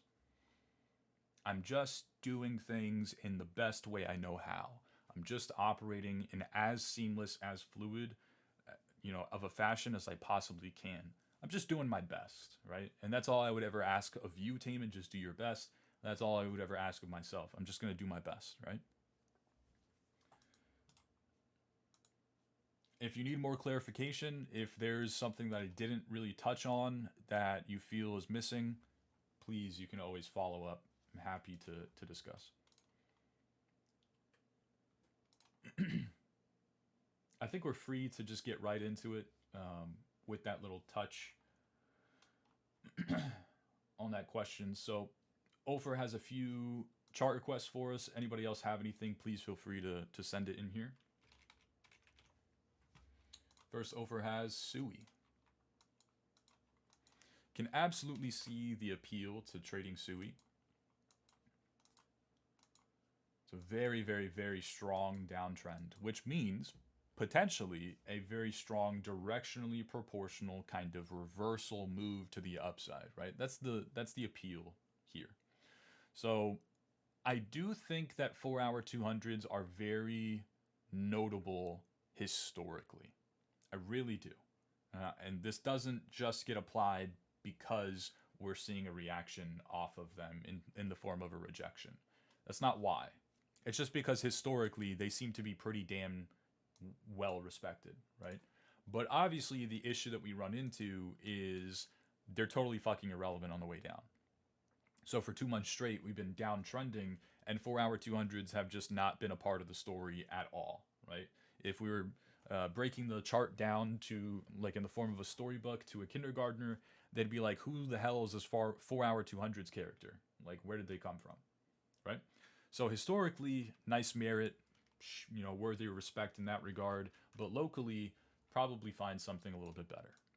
So perhaps maybe like 2-hour 200s, maybe even 1-hour 200s. This might be kind of obscure. We're going to do something a little odd. I'm going to go to the 90-minute chart. I actually do think that this is probably the best representation of trend, is this 90-minute chart. With that, allow me to say I probably would have called this a reclaim. Probably would have called that a reclaim. And then it breaks down, right? And then I'm blatantly fucking wrong, and I go, oh, never mind, just kidding. It's not a reclaim. It was a fluke, fake out, deviation, bull trap, etc., etc. And then I'd be correct on that adaptation because then we follow through with an additional negative 50% lower, right? So just to be transparent, probably would have called that a reclaim. Now, obviously, in this regard, this is a reclaim too. If this has the ability to even look somewhat like a reclaim in Mercury's brain, then this most definitely looks like a reclaim. Because it does. It does look like a reclaim to me. And now with that analysis, this is the inflection point for Sui, right?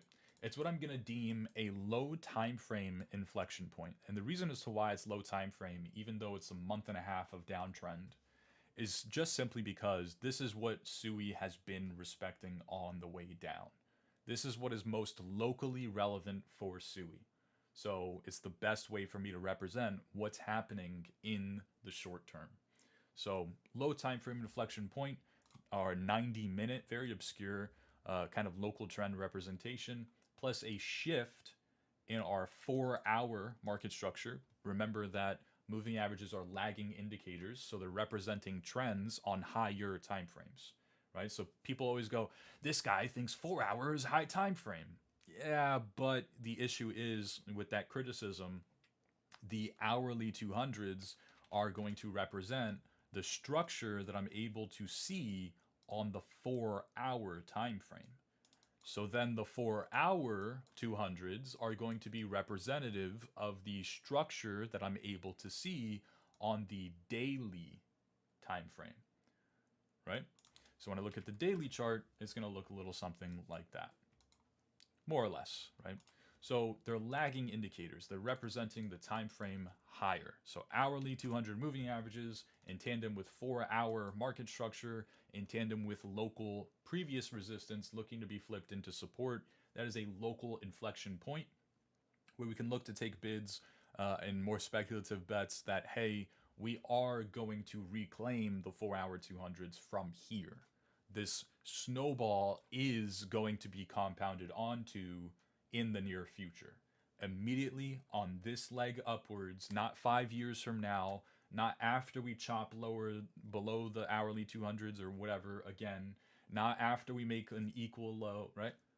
Right here, right now, from this region, we are going to see another higher low and then complement that with another higher high, and then that higher high will inevitably be us reclaiming or even breaking out of those 4-hour 200s again. And then all of a sudden, when you zoom out to your daily time frame, you'll be able to see a structure that looks something like that, right? So that's how that would develop. This is fairly clean. It's not something that I would have on my watch list personally. I do think that there are levels to this cleanliness. So I am going to forego SUI, but I definitely see the appeal here. I think it's probably one of few coins that it's actually managed to reclaim even just a local inflection point. Get above a local trend, already break out of a local range. So there is that potential, right, that it snowballs all of a sudden. Maybe here's Bitcoin retesting a high time frame trend bearishly, and then we look at SUI and SUI's reclaiming its dedicated high time frame trend. It's showing a little bit of relative strength, right? So there is some appeal here. Kudos for that. It's just not something that I personally am going to be trading, but if I were, that's how I would look to trade it.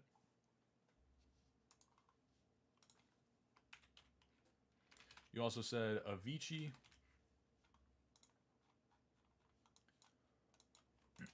So with Avicii, what we've been doing is we were using 15-minute in tandem with hourly. So 15-minute 200 MAs is a local trend representation, and then hourly 200s as a high time frame trend representation. That analysis was great until it wasn't. And then what ended up happening is we started chopping sideways. Right? So we already discussed how we would adapt from trending market into ranging market over. So just kind of keeping that in the back of our mind. After we had that discussion, hopefully that's clear now. We're kind of piggybacking off of that same discussion into today. And so intra range, what ended up happening is 15-minute 200s local trend, which we know, right? We're familiar with historically, did start to get respected, shaped up nicely, and developed enough momentum to get us presumably out of this range again, at least the way that I have it drawn. I know people might debate me here. You can always redraw your range differently. It changes the entire, analysis, changes everything, right? But the way that I have it drawn, the way that I'm choosing to see it, is this is a breakout of the range high. And so with that momentum, already pre-established intra-range, but now compounding off of presumably a greater occurrence, I can scale the assumption into full-fledged continuation across the board. In this case, price discovery. because this is a relatively new asset. When it comes to relatively new assets, you really can't put a cap on these things. It's very difficult to say this doesn't deserve to be trading at $50 hype, right? When it's $3. You don't know that because it's trading in uncharted waters, right? It absolutely has the ability to go to 50 or even 100 or 200 or 500 if it wants to, right? The irony, man, the absolute fucking irony. Everybody joins this industry because the ability to dream for exponentially higher prices. And then when Solana went from $1 to $12, I heard people say, yeah, but it was just trading at $3 2 weeks ago. Why would I buy it at a 400% premium to what it was 2 weeks ago? That's stupid. I would be the lowest on the totem pole. I would be the bottom of the fucking barrel, right? I'd be terrible. I'd be a garbage trader. Except Solana then continued into $50 3 weeks later, right? And then obviously eventually at some point went to 250.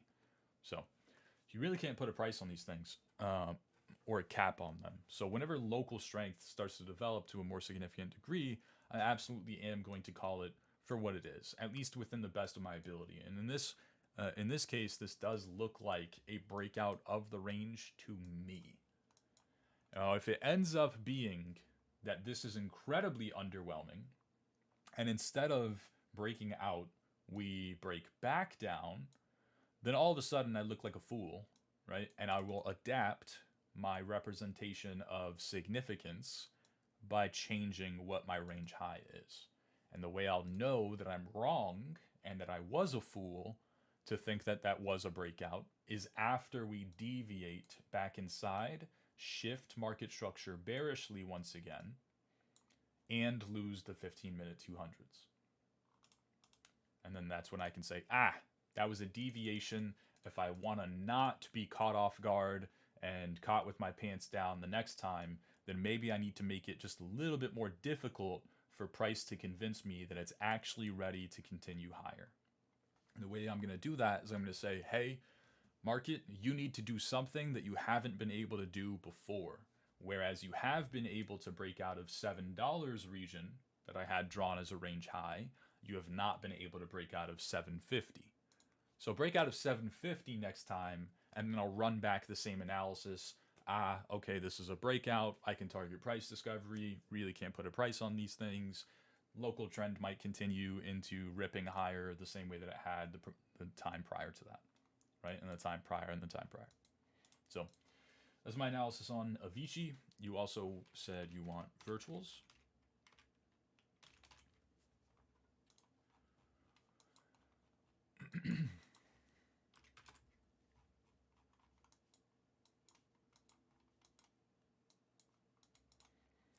Very, very odd chart.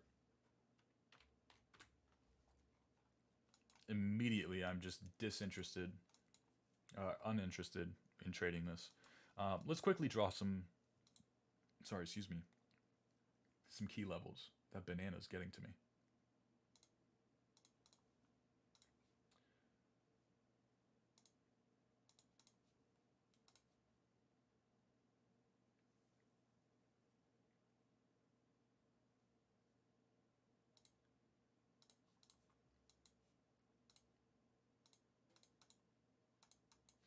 All right, so these are my key levels on virtual, on high time frames.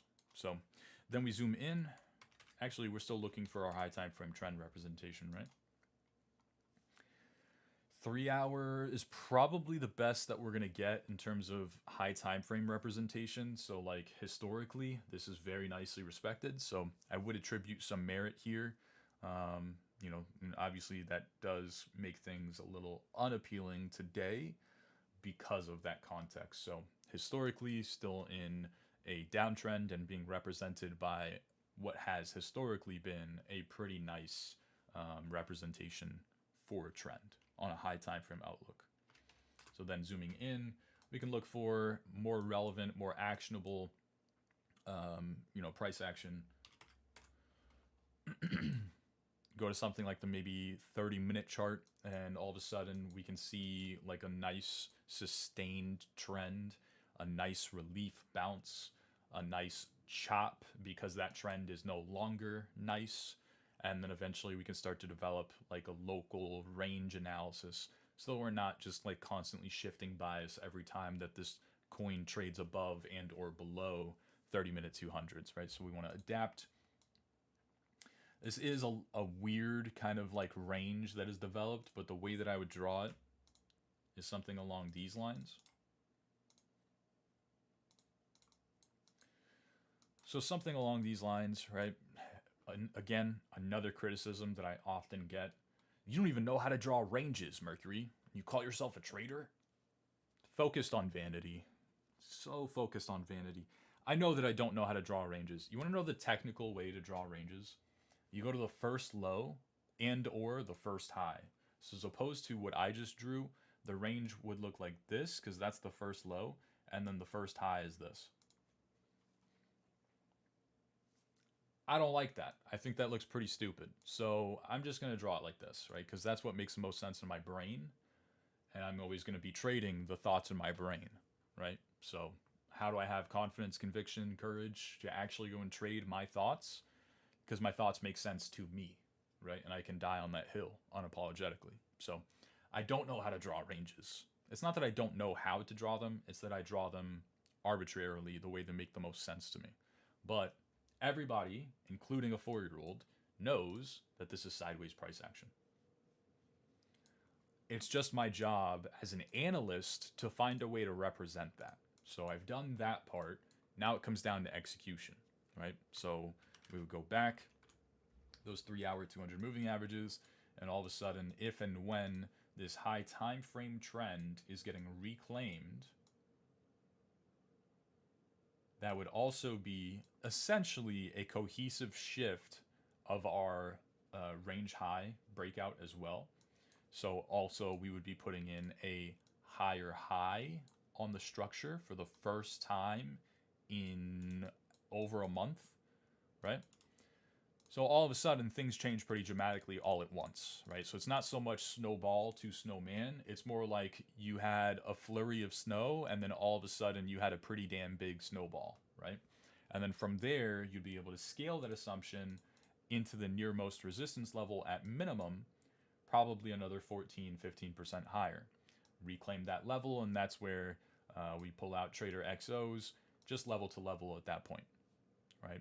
Daily level into daily level. We break out of that one. I would have told you the same thing here, but only because I would have told you the same thing into here. Daily level into daily level. And you break down, now you're working with daily level and daily level.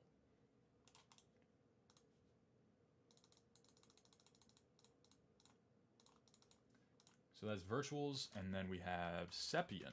I don't know what this is. What is Sepian?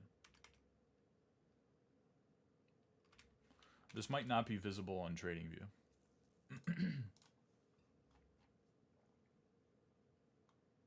Sapien. Okay. Sapien USDT. Right. So, yeah, wouldn't touch this with a 10-foot pole. Definitely not touching this with a 10-foot pole even. But I see why you're interested, because it looks like this. It's coming off of pretty much the only notable support level that exists on the chart. So the analysis here is very straightforward, it's very clear. Unfortunately, it's very hindsight. If you were ever going to trade this, the only real way that it makes sense to trade it is to buy this as a range low and hope and pray that it acts as a range low, right? And then range lows go to what is now, if we were to draw the parallel channel based off of my arbitrary, stupid way of drawing ranges, according to some people, we're essentially at mid-range now. Right, it's this dashed line, this dotted line. And then, right, the idea is we go from range lows to mid-range to range highs. And then if and when we see a breakout above the range, maybe not just one candlestick and one crazy wick, right? And even if that were the case, we would hopefully zoom in to try to make a little bit more sense out of that price action. So more actionable information, right? As opposed to just kind of hoping and praying that daily candle closes will lead to more significant occurrences eventually, or weekly candles, etc., etc. We zoom in, we adapt to the volatility of that market. Of course, this is such a crazy kind of asset with such obscure and like inorganic kind of trading that you would have had to zoom in on like the 5-minute chart in order to see what's actually going on here. and then we deviate inside the range, and then what that means is range highs, right? Because that's a deviation, the idea is range highs will go to mid-range and then range lows. And then range lows go back to mid-range, and then range highs, presumably. So currently we're seeing that analysis play out, same way we did last time. That's the only way that you could, or I would imagine that you could trade this. I don't see another way to trade this, truthfully, based off of the nature of the chart itself. There's really only one analysis that's relevant to me, personally, that I would ever even slightly, for even a glimpse of a moment, consider trading. And it's that range lows analysis. And obviously, that's not relevant to you. That's not valuable because we're trading 50% higher than that analysis. So that's about it. That's all I can really say there.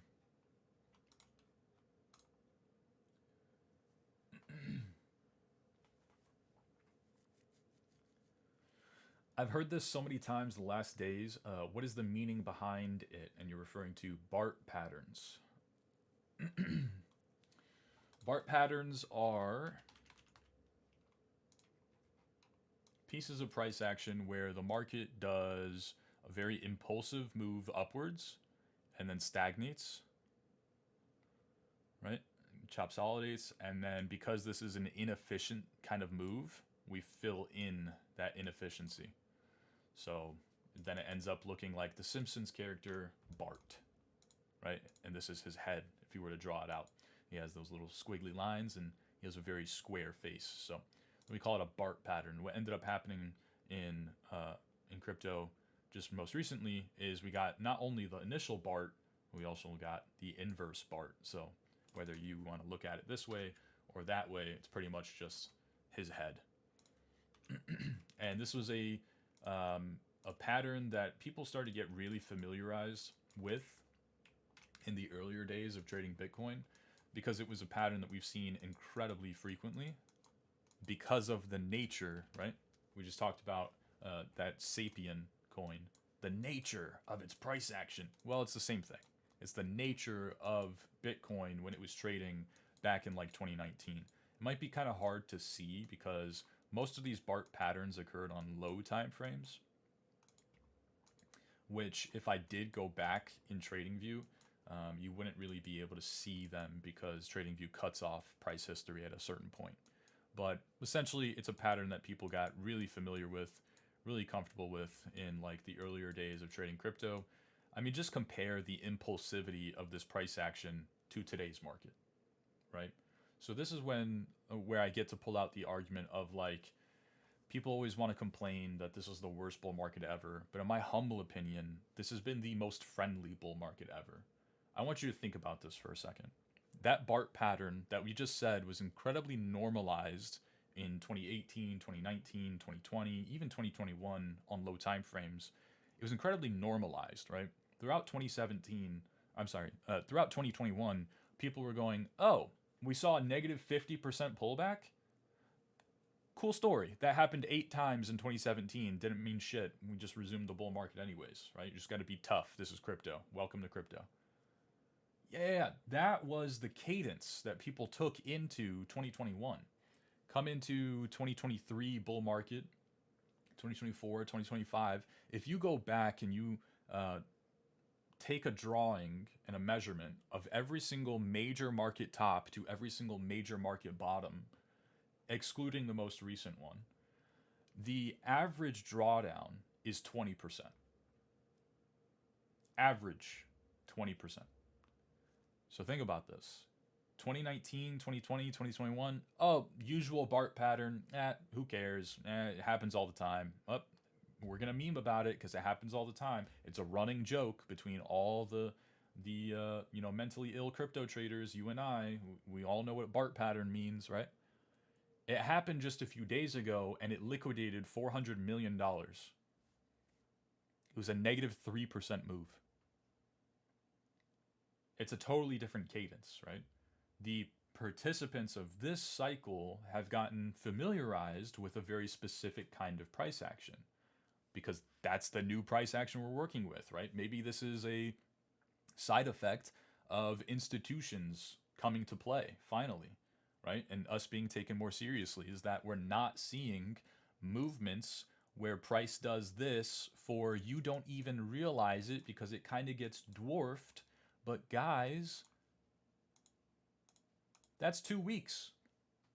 Think about this. This is 2 weeks where price barts, trade sideways, trade rises, trade sideways, trade barts, trade sideways, trade rises, trade barts, reclaim, breakdown. Oh my God, dude. Expanded a little bit. That's a month of price action. That's what we had to endure. This bullshit, absolutely fucking bullshit price action, right? Is what we had to trade. So believe me, you're not missing out on much. If you don't know what that price history was like, it's probably better that you don't know, right? Because today's market, it trades more like a market and less like a casino. It absolutely does. So the thesis, the theory, the principles of you don't have the ability to be caught off guard were always applicable even when the market traded more like a casino. Now it's just that much more liquid of a market. It trades a little bit more like the S&P, right? It trades very fluidly with structure, with nice cohesive moves, with nice rallies. Absolutely, there's flukes, there's fake outs, there's volatility. It's what we know and love crypto for.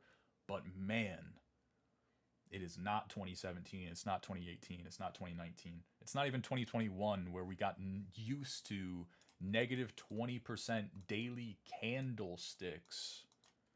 Daily candlesticks.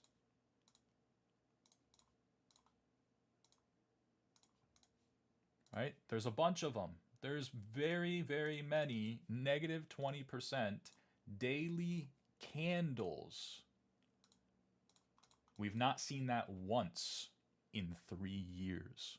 You have not gotten a single negative 20% daily candle on Bitcoin in 3 years. People trying to convince me this is the worst bull market ever. Are we fucking serious? It's the friendliest bull market ever. It's never been so kind. We haven't had to deal with that bullshit.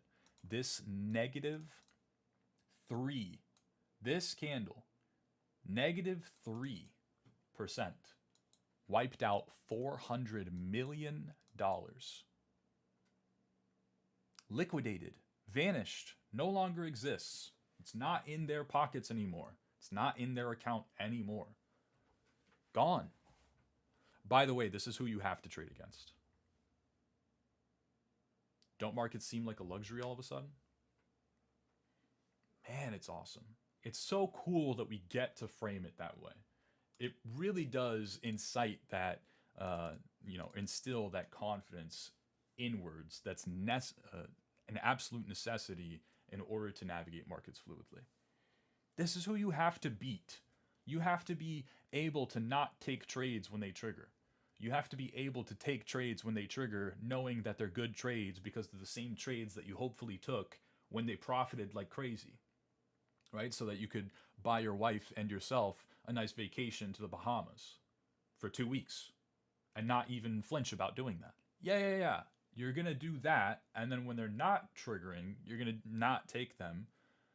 And then this is who you have to beat. You just have to not get liquidated on -3% moves. Previously, it was you just had to not get liquidated on -30% daily candlesticks. Wow, the bar has just become more favorable, right? It's the most friendly bull market ever. It's the most friendly one that I've ever traded. So that's my my little rant on BART patterns and historical price action and always comparing ourselves to others. That comparison, man. Comparison is the thief of joy, right? And it goes into that exaggerated example of people, in 2025 are saying, well, it's not 2023 when Pepe got first created. If I were here when that happened, I would have killed it. And then they missed out on Whiff, right? And Popcat and Chill Guy and all these other fucking narratives. But they've fully hard set, convinced themselves if the year were 2023 instead of 2024, then they would have caught Pepe. And the people that were here to miss out on Pepe are sitting there going, man, I wish I were here to buy Doge in 2020 when it was below a penny. And the people that were here and missed out on that move are convincing themselves to say, well, I wish I were here to buy the Ethereum ICO when it ICO'd at 8 cents. Man, I'd be retired by now. And the people that were here to miss out on the Ethereum ICO are sitting there going, man, I wish I had shorted markets, right? And housing markets when Michael Burry did. Maybe they would have made a movie about me. And the people that were here, right, during that time are sitting there going, man, I wish I were here for the .com bubble. I would have printed so much money back then. And the people that were here during the .com bubble are going, man, if only my fucking ancestors had it great. They got to buy the lows of the 1929 Great Depression. You want to sulk? I know it's fabricated. I know it's exaggerated to an incredible extent. It's supposed to be. This is what sulking seems like to external people. This is the mindset that you're in every time you find a way to sulk. It's stupid, it's silly, it's exaggerated, it's like way, blown out of proportion. Just remind yourself of that the next time you find yourself sulking. I do it too. It's not that I'm, immune to sulking. It's that I remind myself who the fuck I am every time I find myself sulking, right? I remind myself how stupid and silly it is when that happens. So, and then I pull myself out of that pessimistic mindset and I look at things as an opportunity. And all of a sudden, I'm finding myself in a situation where either I'm continuously correct the same way that I have been for the good portion of the past month and a half, and I get to miss out on continuous downtrends, or trades trigger for the first time in a month and a half, and maybe I print wealth on them all over again. All of a sudden, that's not really that bad of a scenario to be in, is it? Markets are always an opportunity. You just have to enable that for yourself. Most of that enablation, I don't know. Most of you being able to enable it for yourself is mental. It's not to do with charts, not to do with moving averages, right? Everybody watched the same streams, man. The same ones where we said, hey, 6 hour 200s breakout in April. Oh, by the way, you remember that 6 hour 200s breakout? Yeah, we just made yet another breakout of 12 hour 200s, deviated back inside of a range, made higher highs on every single time frame ever. After testing about $70,000 region as an inflection point with 2-day 200s confluence, and probably going to resume the bull market across the board from here. Everybody watched the same fucking analysis with the same moving averages. Not everybody has a cool story about how they traded that market. You had to enable it for yourself. So, lots of rant. I don't even know how this rant started, but your boy loves to yap. You guys know that. There's no more questions, no more comments, no more chart requests. Does anybody have anything? If so, please feel free. If not, I will happily end the stream at 2 hours instead of 3. It's not an issue for me. Let's do the market scan. That would be Monday or Friday. Monday stocks, Friday alts. Sure, Static Hero. Let's hear it. I'll give you some time to type out your question.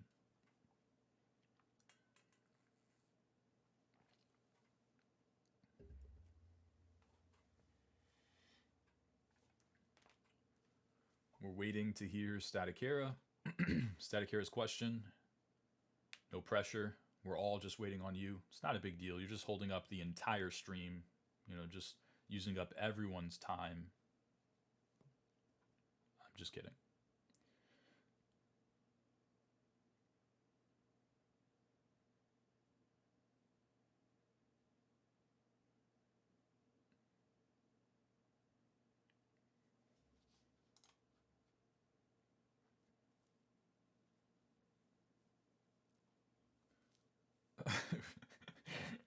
The Brando is typing. Brando's not even here for the stream. Wait, you just have that like saved, Dion? That's so funny.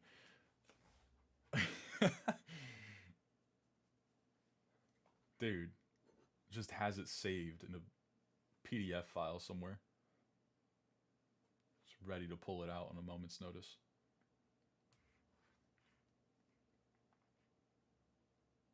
Yeah, I do. It's my favorite joke to make. I imagine when somebody's like typing and I go, yeah, we're all just waiting on you, no big deal. You just start like misclicking, like mistyping, spazzing, your hands just like get all sweaty. You start shaking. That's what I imagine.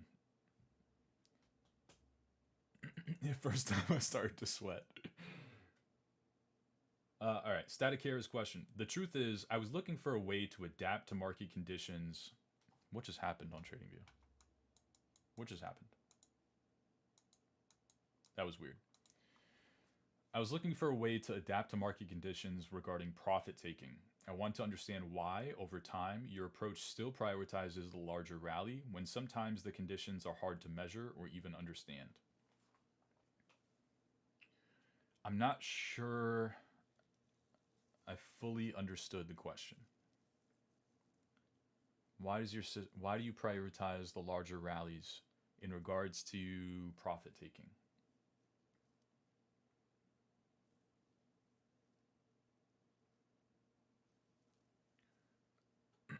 Conditions are hard to measure or even understand. Um, well, here's the thing. If conditions are hard to measure or understand, I'm probably not taking the trade in the first place. I'm not gonna lie to you, right? I can sit here and I can tell you, hey, I've traded every single fruitful rally that has come in this market in the past 3.5 years, right? Even we can go back prior. I traded the ones in the bear market as well. I've traded every single relevant, fruitful rally this market has given for 5 years in a row, but not on Bitcoin. Okay. So, Mercury, how did you trade this rally on Bitcoin? I didn't. How did you trade this rally on Bitcoin? I didn't. Because even though, from an analysis standpoint, I was always able to write a daily market update. I was always able to adapt, right? Go, hey guys, I know we were saying we're looking for this to happen, but now we're looking for this to happen to this extent, no matter how severe the degree. Hey, we reclaimed a local trend. Maybe we're going to get some kind of like high time frame trend bearish retest. Or even, hey, we're above all key trends once again after testing a key support level. Higher low market structure on the weekly still. So maybe follow through with a higher high. Rip it turbo towards price discovery. And then another 70-80% rally happens over the next 2 months. So even though I could understand the analysis, I couldn't always execute off of it. So I just wasn't taking those trades. But it's not to say that I missed out on that rally. I was trading Solana or INJ or RNDR or even Litecoin at one time or Link at one time.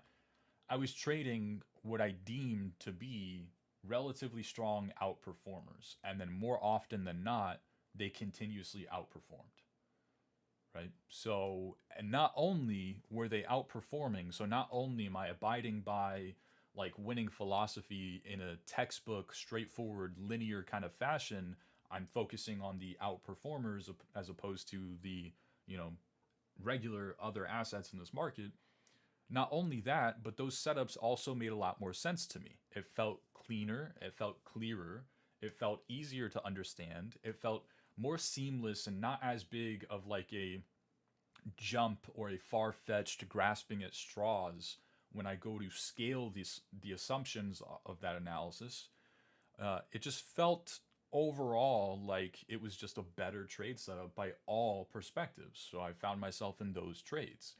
And then when I find myself in those trades, I then prioritize the larger rallies because that's really the only way that my system is ever going to be profitable. Okay. We always talk about this Pareto principle. I haven't brought it up in a while, so maybe it's gone to the back of our minds, but it is always something that is at the top of my mind. I have to capture, I have to capture that rally on BNB when it rips 100% higher for 3 months straight with 4 consecutive high time frame trend pullback tests acting beautifully as higher lows for the next immediate higher high, or local trend iteration setups where after a high time frame trend has been tested or even front ran, I have to use that as an opportunity to enter into that market to extract value from that trend. Because if I don't, then the other bullshit that comes around, all these times where I'm like, hey guys, 30-minute 200 MAs reclaim on Ethereum, and I'm going to target a 10% relief rally. And then I get the 10% relief rally, and we break down. And I'm like, yeah, I closed that trade for profit. Okay, Mercury, how much profit? Like a lot, right? Like you can afford a trip to the Bahamas? No, like 0.5R. Like insignificant bullshit. But had that trade broke down entirely, then all of a sudden I'm losing 1R, right? So I'm extracting 0.5R. Yay, guys, I get to go to the Bahamas. And then I lose 1R, and then I get chopped up, and then I go take an A plus trade on BNB, and then it breaks down and ends up being a fluke fake out deviation, and I look like an idiot. And then now my pocket aces are getting cracked. And then now the drawdown is so severe that it's outweighing the fruitful times in the market, where when it actually mattered, I was too aggressive with taking profit. I wasn't prioritizing the larger rally. I was too fixated on what's happening here today, right? I was trying to be cutesy. Like, this is a great example. I don't mean to pick on Lil D, but it's a great example, right? This Lyft setup that the Walmart setup that we talked about, right? I'm just like all over the place if this ever wants to load. I'm trying to be cutesy with like how I'm actually trading this, even though this is a clear, cohesive, straightforward, high time frame trend retest inflection point, look for continuation across the board. Even though that's the thesis, and that thesis doesn't change at all in the slightest, whether we're trading at 108 or 104, Lil D closes that position at 108 to navigate this subtle downtrend. Okay, keep doing that long term, you're going to lose. You are absolutely going to lose because you're not prioritizing the larger rallies. And they don't always come. You know, sometimes we're going to buy the reclaim of a trend or even the retest of a trend, and then it's going to do this instead of what we want it to do. So when those times happen, we're inevitably going to lose. You just can't get away from that, right? There's always risk. As long as there's reward, there's always risk that inherently comes along with it. I don't care that you have the best hand in poker that's ever possible. You can still lose. It's happened to every great poker player before. They have a cool story to tell you, right? About their worst beat ever, how they lost a shit ton of money doing the best possible decision they ever possibly could have done, right? So not only do you have to endure that variance, but you're also approaching the market with the wrong mindset, because instead of prioritizing larger rallies and catering our take profit approach to them, we are kind of like more wishy-washy, right? Just like all over the place. It's less consistent, it's less seamless, it's less fluid, it's less methodical, it doesn't really make as much sense in linear fashion. Think about this. Hey guys, on more significant rallies where we threaten greater occurrences and maybe the market actually has the ability to rip turbo back to price discovery or high time frame trend continuation into another all-time high for the same way as we've been doing for 8 months now, yeah, maybe close the trade right here. What? Why? Why would I close the trade? Because you see that local resistance on the hourly chart? Yeah. Capitulate. Because maybe resistance acts as a resistance. Why? Why would I do that? That doesn't make any sense. It makes zero sense logically in linear fashion to operate in a take profit manner pertaining to that kind of setup in that sense. I don't want to be so aggressive. I might use this as a checkpoint.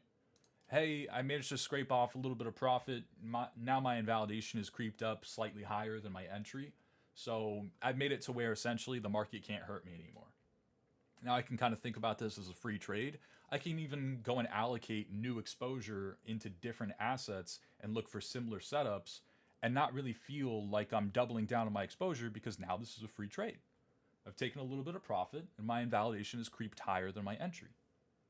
Wow, look at that. Now, if the trend continues for another 6 months straight, now we actually have profit to show for it because we've catered our take profit approach relevant to whatever that asset is doing. So I'm always prioritizing the greater rallies in this market because I need to, right? Essentially, the 2080 Pareto principle, I bring it up all the time. There's only been 7 rallies in crypto throughout 3 years, and you can debate me on that. But the only way that you would debate me is instead of 7, there's actually only been 6, Mercury. That's how crazy it is. That's how strong that Pareto principle applies to our market that we're trading, right?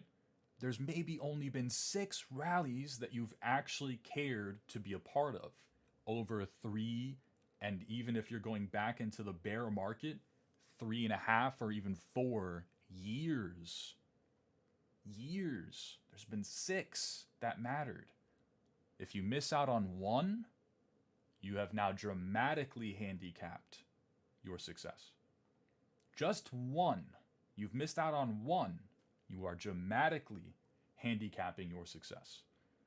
So if we fail to think in the way that is the most desirable and beneficial to us for the few and far between times that actually matter, then all of a sudden we're creating a flurry of obstacles. It becomes that much harder to navigate any subsequent drawdown.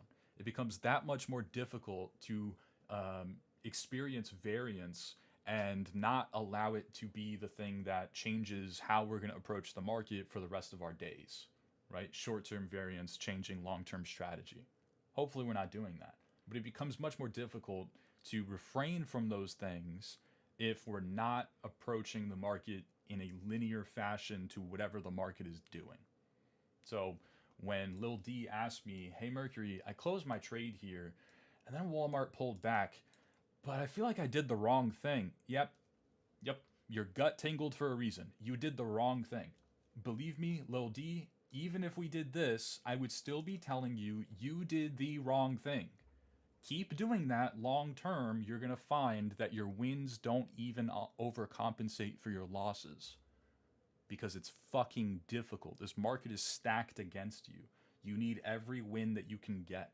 You have to milk the absolute most from the market whenever it presents asymmetric opportunities. Because not only are you not going to be able to close at the top, right, with a crystal ball, you're always going to have to see inherent drawdown from all-time high or high into trend loss, right? Trend breakdown and validation. And then you might have to experience drawdown in the form of, hopefully not anymore, but execution, human error. Oh, I got bored today, so I started gambling on the 1-minute chart. Man, how are we still dealing with this? Why is that still an issue? Have we not learned anything from a year, 2 years, 5 years, 8 years, Mercury, right? But also, hey, I took a great trade, it just didn't work, right? It's the same trade that printed me wealth, not made me cash, printed wealth, it just didn't work this time. It's going to be very difficult for wins to outweigh losses if we're not catering our take profit approach in tandem with the context of the market. So maybe I'm not answering the question the way that you wanted me to. You put a lot of additional thoughts, so I'm going to read those really quick. I'm going to read them internally, and then I'll get back.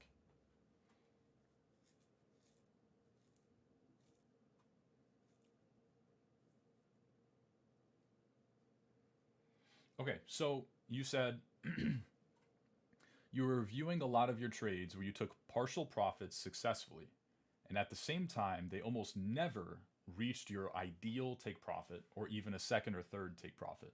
So you want to know if this is an adaptation mistake on your end or if it's actually worth waiting for the big runner. Okay, so consider context, consider environment.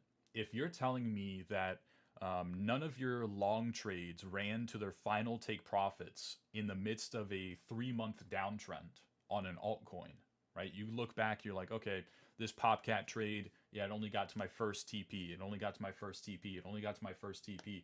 And you look at your journal, and when those trades occurred, and you look at the context for the market, and the market is in a substantial downtrend across the board for 3 months straight, and during those 3 months, we never reached your TP, that's the point.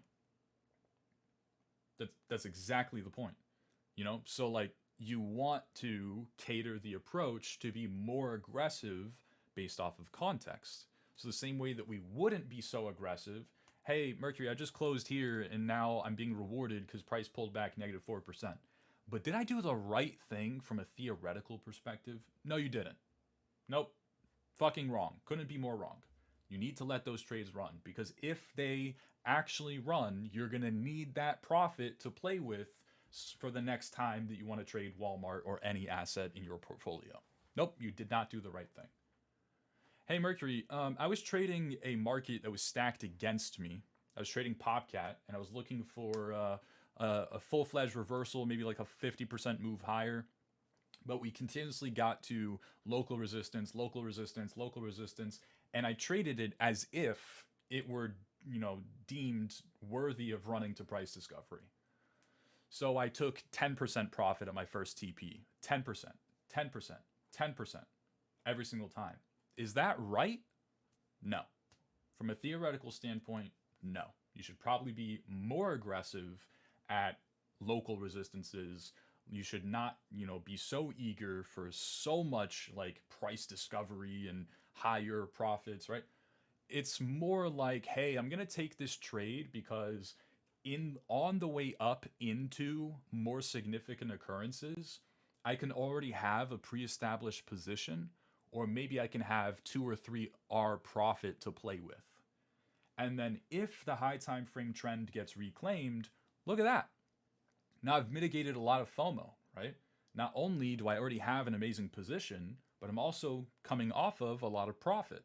It becomes that much easier to want to allocate into high time frame entries and then shoot for the moon, right? Aim for a home run, right? It becomes that much easier to do that.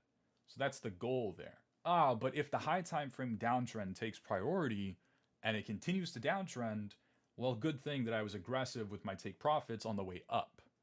So I told you guys this when Bitcoin was trading at 92,000, or when Ethereum was trading around 2950 or 3,000.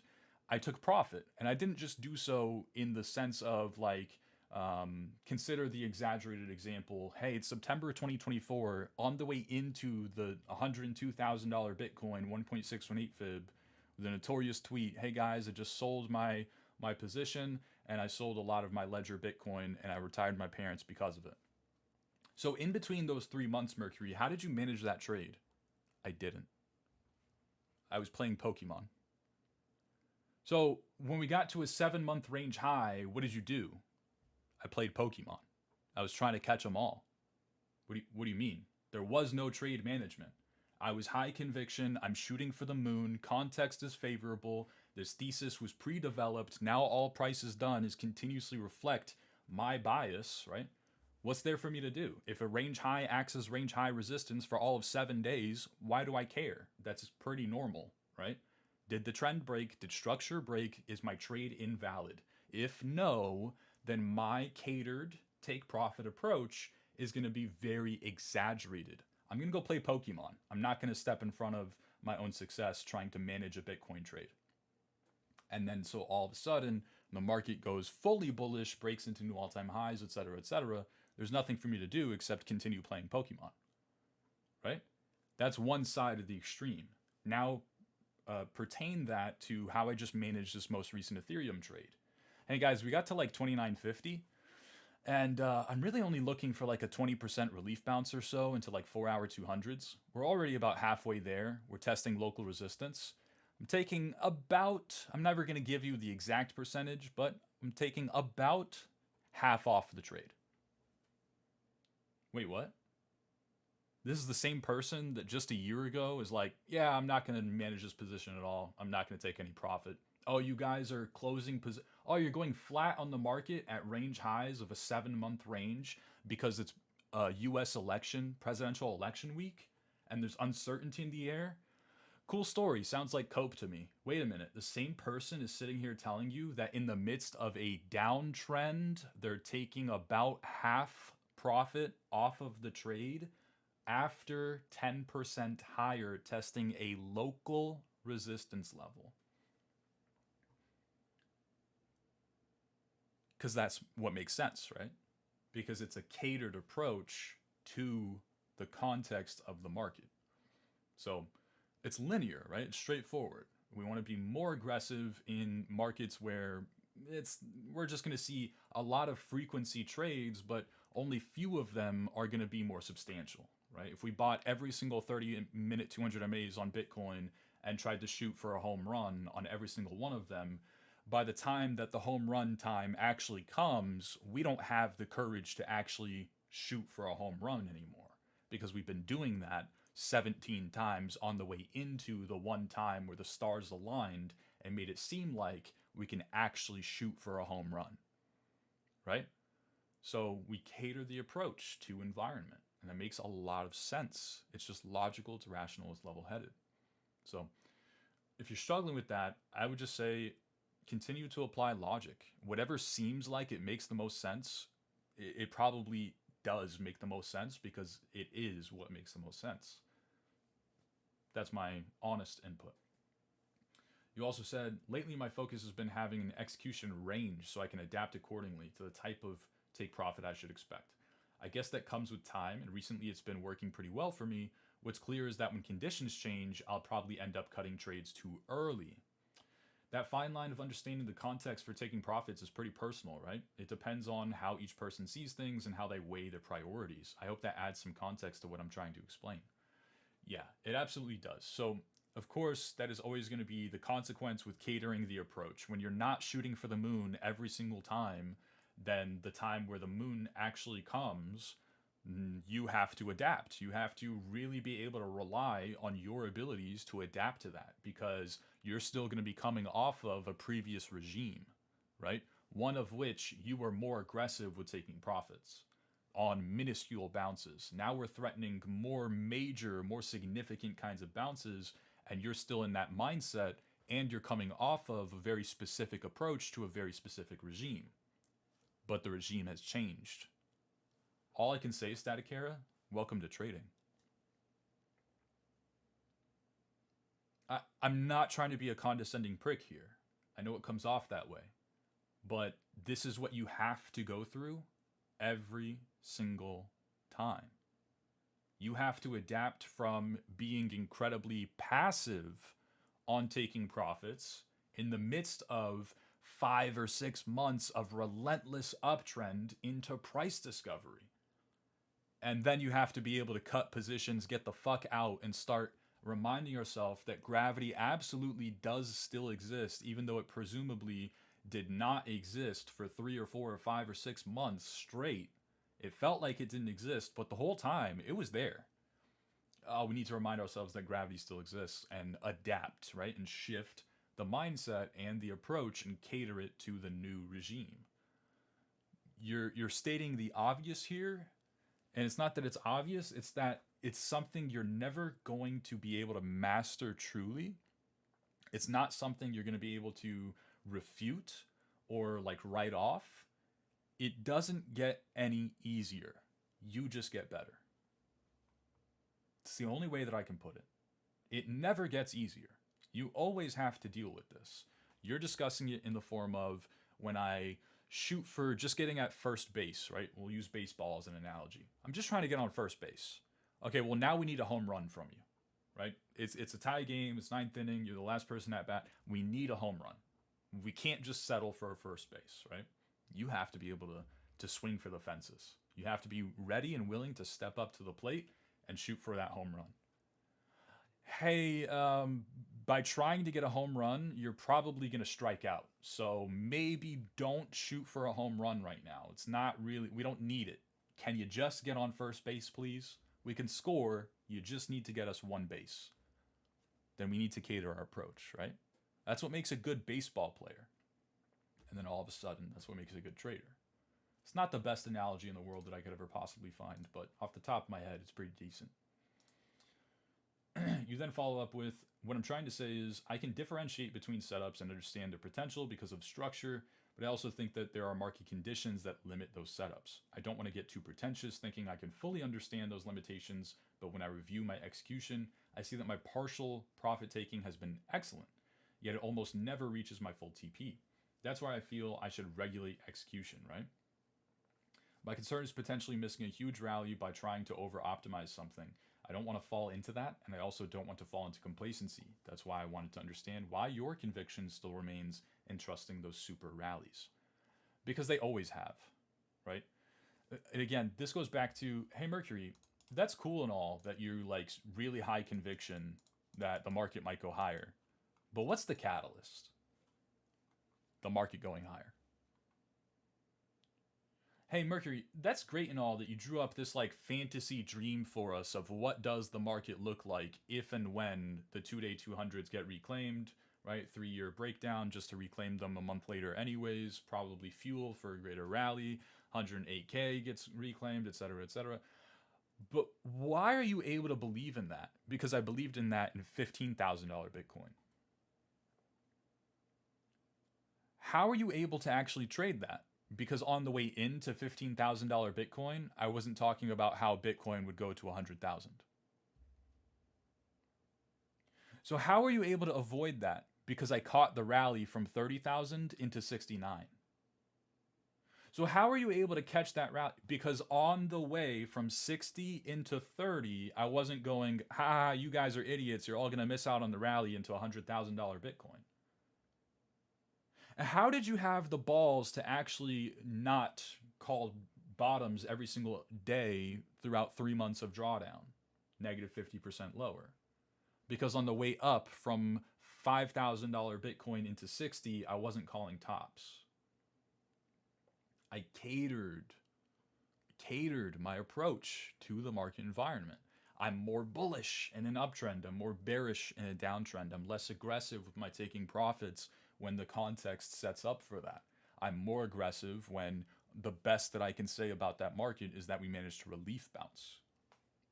We threaten a maybe 10 or 15% rally before we find a lower high and continue downtrending anyways.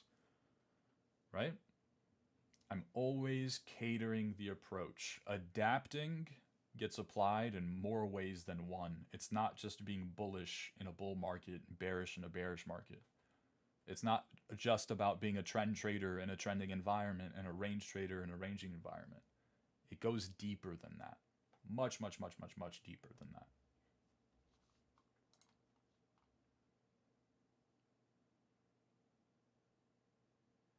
So this is your year review. Okay, so this is a review of all your trades over the course of a full year. So if you're saying that you're continuously able to like see excellent partial TPs, but full-fledged TPs are not really getting tapped, I'm still going to ask of you, go back and make sure that you're assessing what kind of environment were we in when you're making that grander assumption on a whole year's worth of journaling. By the way, fucking kudos, Static Era. Absolute respect. I have so much respect for you. If you've been journaling for a year straight, you have no idea how valuable that's going to be. The words cannot comprehend, right? I cannot put it into words how invaluable you have just created, for yourself. Like what you have just created for yourself. A year's worth of journaling.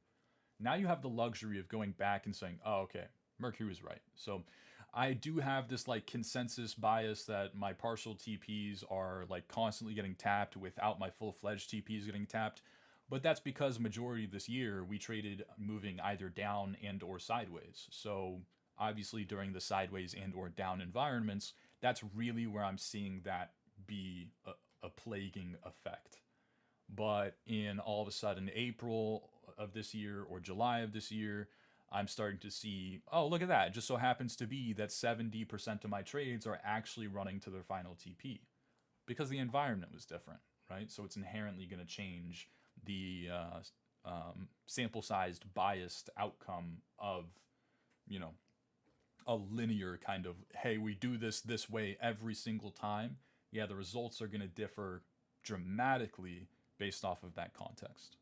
So when we start to, instead of approach the market statically, like, hey, I'm always going to do this every single time. Every 30-minute 200 MAs reclaim is always a potential rally into a snowman. When we view it that way every single time, then yeah, you're going to have less consistent results. It's going to be very much reliant on variance, right? You're going to strike out 80% of the time and then hit home runs 20%. So, man, right? Like, that's the kind of approach. But when we cater to the environment, we consider context, we, adapt the approach, et cetera, et cetera, et cetera. It's not even just a matter of take profits. It's also how much size are you using. It's also how eager are you to call something a breakout, to call something a reclaim, right? If you've noticed, I've not been so eager to call things a breakout, to call things a reclaim. And so where that has benefited me, here's a great example. Where that has benefited me a lot, it's also hindered me once, right? So what that meant was I was not so eager to call this a breakout. I wasn't. You can go back. It's not me trying to claim clout. I'm about to show you transparency and humility in a second here. Just bear with me. But when we got here, hey, Mercury, you drew up the idea, right, in rough draft fashion, but is that actually triggered in your mind? In my mind, objectively, no. This doesn't look like a reclaim to me. I don't know how to put it to you. I can't really put into words. I can't describe to you why. It's just my brain looks at that circled price action and I don't see a reclaim. I see a bearish retest with the possibility to become a reclaim. And that's my story and I'm sticking to it. If I end up sidelined, then it is what it is. I avoid a negative 30% sell-off. All of a sudden, that same exact discretion kicks in and, hey, Mercury, does that look like a breakout? Actually, yeah. Yeah, it does. It does look like a breakout to me. We're using 3-hour 200s in hindsight here, so we're refining our execution. Yeah, that looks like a breakout to me, actually. So how are you going to trade it? It's not, no, I'm not going to trade it. I'm going to set bids here. I actually do think that this is a breakout, and I am willing to trade it. So I'm going to set some limit bids. And then the trade plays out without me. Right? And then the next time, hey, does that look like a breakout? Nah. Hey, does this look like a breakout? Nah. Hey, does that look like a breakout? Nah. Hey, does that look like a breakout? Nah. Because I'm catering the approach to the environment. I'm not so eager to call this a breakout, to call it a reclaim. And then as a result, maybe I miss out. Maybe I miss out. Did anybody think less of me as a trader because I missed out on one hype trade? I sure hope not. I don't honestly care what you think about me, though. I didn't think less of myself as a trader for missing out on one hype trade. That's what's most important, right? I'm catering the approach to the environment. Yeah, it might hurt me, man. It absolutely might. Maybe I don't have a cool story about a hype trade that I took and I missed out on 3R that I could have yielded. Cool. It's also the same catered approach that made me avoid an unnecessary negative 40% sell-off a few times in a row, right? It's also the same catered approach that makes me want to, yeah, I know this isn't the best looking price action. I know it's not pretty. I know it's kind of ugly. I know. It's not ideal. It's not what I would draw up for you in rough draft fashion. It's not rainbows. It's not butterflies. But can't really call this a breakdown.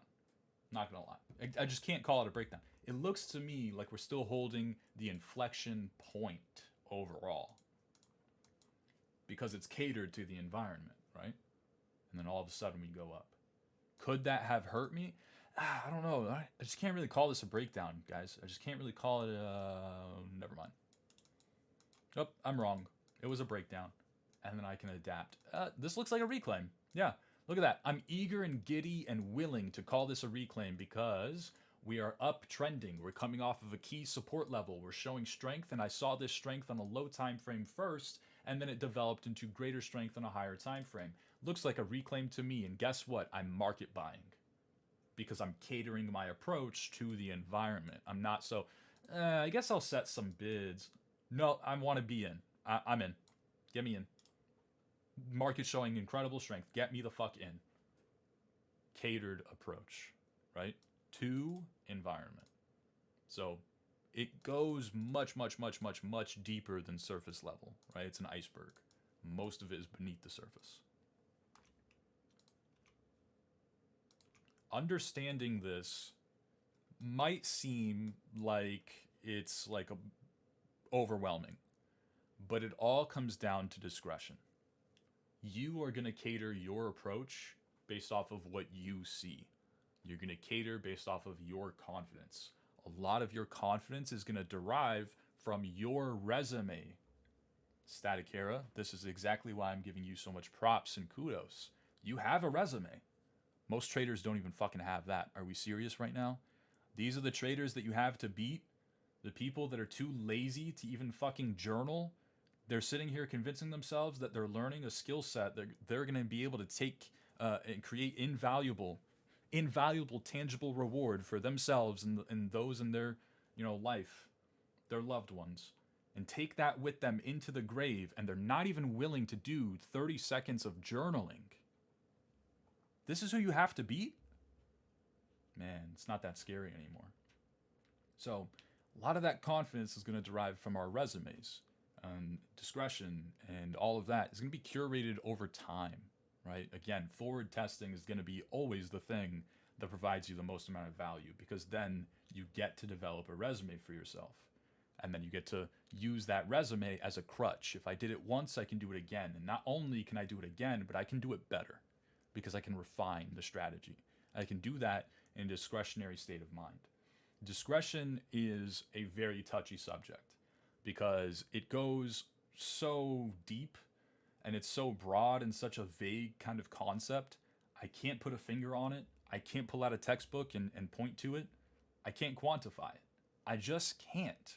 But it makes sense. It always makes sense to the person that it needs to make sense to. It makes sense to me when it's coming from my brain. My discretion makes sense to me. Your discretion makes sense to you. At the end of the day, as long as your discretion is refined based off of your experiences, you're always going to be setting yourself up for the best possible chance of success. And I'm going to be doing the same just on my portfolio. Right? That's the goal. There's not one way to be a great parent, but every single parent can relate to the parent analogy when it comes to discretion.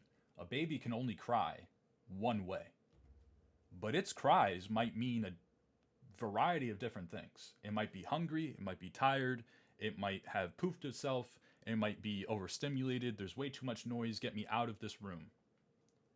There's so many different things as to why a baby might cry, right?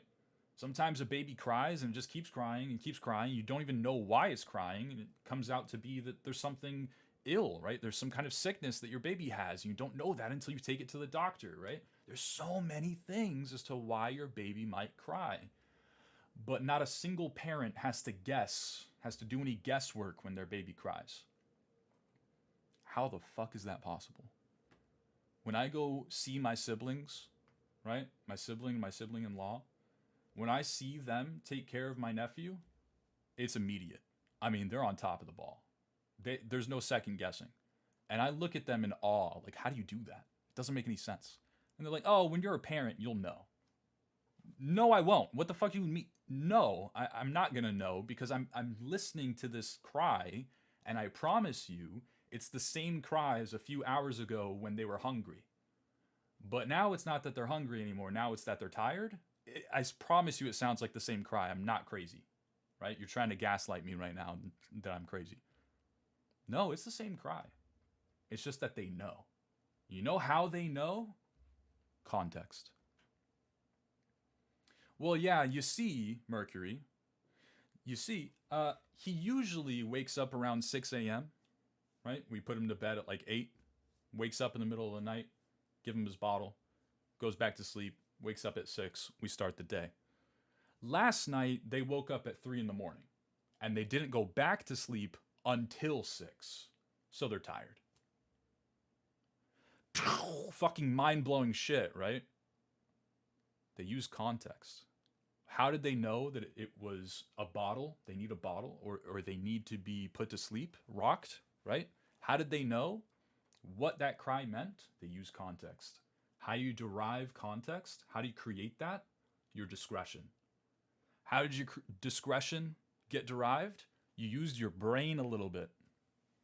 You applied some logic, some rationale. Oh, I just fed my child 30 minutes ago. Usually, after I feed them, they cry because they need to be burped. Here they are crying. I just fed them 30 minutes ago. What do you possibly fucking think happened? What do you think they need? Oh, I should rock them to sleep, right? Wrong. Your discretion sucks. How did you not use the context here? You're a bad parent. Right? There's a lot more good parents out there in the world than there are good traders. It's the same concepts that apply, though. If it makes sense to you in the parrot analogy, it should absolutely have the ability to be made sense and logical and interpreted and comprehensible and digested easily when it comes to applying that same exact discretion to trading. So much of your livelihoods, and mine too, comes down to applying discretion. And so much of that discretion is based off of context. And so much of that context is derived from logical and rational thoughts. Hey guys, hear me out. We just reclaimed a 4-month-long downtrend on Ethereum for the first time after negative 65%. So I'm not going to be so aggressive with my TPs. We can get to this little resistance level here, 15% higher. That's cute. I'm targeting more. Does that sound irrational? Does that sound like Mercury absolutely had to have a crystal fucking ball in order to come to that conclusion? There's just no way. How could you have possibly predicted this? The irony is, right? You absolutely understand that analysis. And the people that you trade against don't. The people that you trade against sound like this. Man, this Ethereum pump came out of nowhere. I'm not making this up. It's in the free Discord. That person did not delete their message. It's still there. After we're trading at 2,300. Man, this Ethereum pump, didn't see this coming. Came out of nowhere. It's the literal meme that we discuss all the time. Markets do not have the ability to catch you off guard. Just use your brain a little bit. Curate the approach. I know it's so damn easy to discuss. It's always going to be much harder to execute, but the more that it makes sense to you, the more likely you are to execute seamlessly. Not flawlessly, not perfectly. You're never going to be perfect. You're never going to execute the best way possible. Hey, Mercury, did you trade this local relief bounce in the market? Yeah, I did. And then I closed the trade, right? On the most recent, what I thought was going to be a lower low, and then now here I am missing out on this rally. Yeah, execution. Oh, it is what it is. I still executed seamlessly. I still did the best thing that I could possibly do for myself, the best way that I know how, right? So execute seamlessly, and it's not too difficult to actually go and do that, even though it is, or it's not as difficult to go and do that when the concepts that you're executing off of make a lot of fucking sense. When they're very logical, when they're very rational, when they're not incredibly far-fetched, when they mostly just kind of sound like they have been curated and or refined based off of context in the market. And now we can refine and curate a specific approach to the market. And it comes off as people don't know this. How the fuck did you do that? No, I swear this is the same reclaim of 4-hour 200s as the other reclaim of 4-hour 200. No, it's not. It's different. When you're a good trader, you'll know. Right? That's what my siblings tell me. When you're a good parent, you'll know. You'll get it. It'll all click. It'll make sense. And I know that. I know that they're right. You know how I know that they're right? I see the same thing on my dog. I swear, man, I see it. I see it on my dog. We'll be sitting down at the dinner table. My dog, she does not whine. She doesn't. She doesn't fucking whine. unless she's incredibly bored or she needs to go outside. When I say incredibly bored, I mean she's an Australian Shepherd. She's quite literally bred so that she can run for like 5 hours a day. So if I haven't taken her out and it's 6 p.m., yeah, I don't blame her for wanting to get outside and want to run around a little bit. I don't blame her. She hasn't gotten any attention. Her breed loves to run, right? But when we're sitting down at the dinner table and my parents are home and we're all sitting, we're having dinner, and she'll whine, and my dad will go, "Oh, she's begging for food." She's not once done that in her entire life. She's a great dog. You guys think that I'm patient, disciplined, all this stuff? My dog's even better than me. My dog has 10 times more discipline, more obedience than I do. She's a great fucking dog, right? I put a lot of time and effort and money into training her. I really have. She doesn't beg for food. Does not happen. I go, "No, she wants to play or she needs to go outside." He's like, "What do you mean?" We're sitting down, we're having dinner, and she's whining at me. Clearly she wants food. No, she doesn't. She does not beg for food. It's never happened. Not since she was a puppy. She's never done that because I've never allowed her to. That's never been a habit that she's ever been able to develop. I promise you, she just wants her toy. And then I look at her and I say, "Go get your toy." And she runs. She sprints, goes and grabs a ball and brings it back to us as we're at the dinner table. Right? That's what she wanted. I knew that. My discretion, I'm a good parent to my dog, right? It makes sense to me. To other people, it seems unachievable. It all makes sense, though. Same thing in the market. Somehow, some way, you have to be able to adhere to your own discretion in the market. And that's going to come off a lot of different ways. Curated approach, shifting bias, how we're TPing, how much size we're using, how eager we are to call things reclaims, oh my gosh, man, it doesn't end. It's infinite. It's a Russian doll scenario. You overcome one obstacle, guess what? There's another one. You overcome that one, there's another one. You overcome that one, there's another one. You think you're in the clear? Guess what? There's another little nuance, little caveat. This does not end. It just gets smaller and smaller and smaller and smaller and smaller and smaller. And just when you think it's ended and you can't see it anymore, you zoom the fuck in and you realize, oh shit, it just keeps going. It just keeps going over and over and over and over. Markets don't get easier. You get better. Okay. So with that, I think that that's a great place for us to end the stream.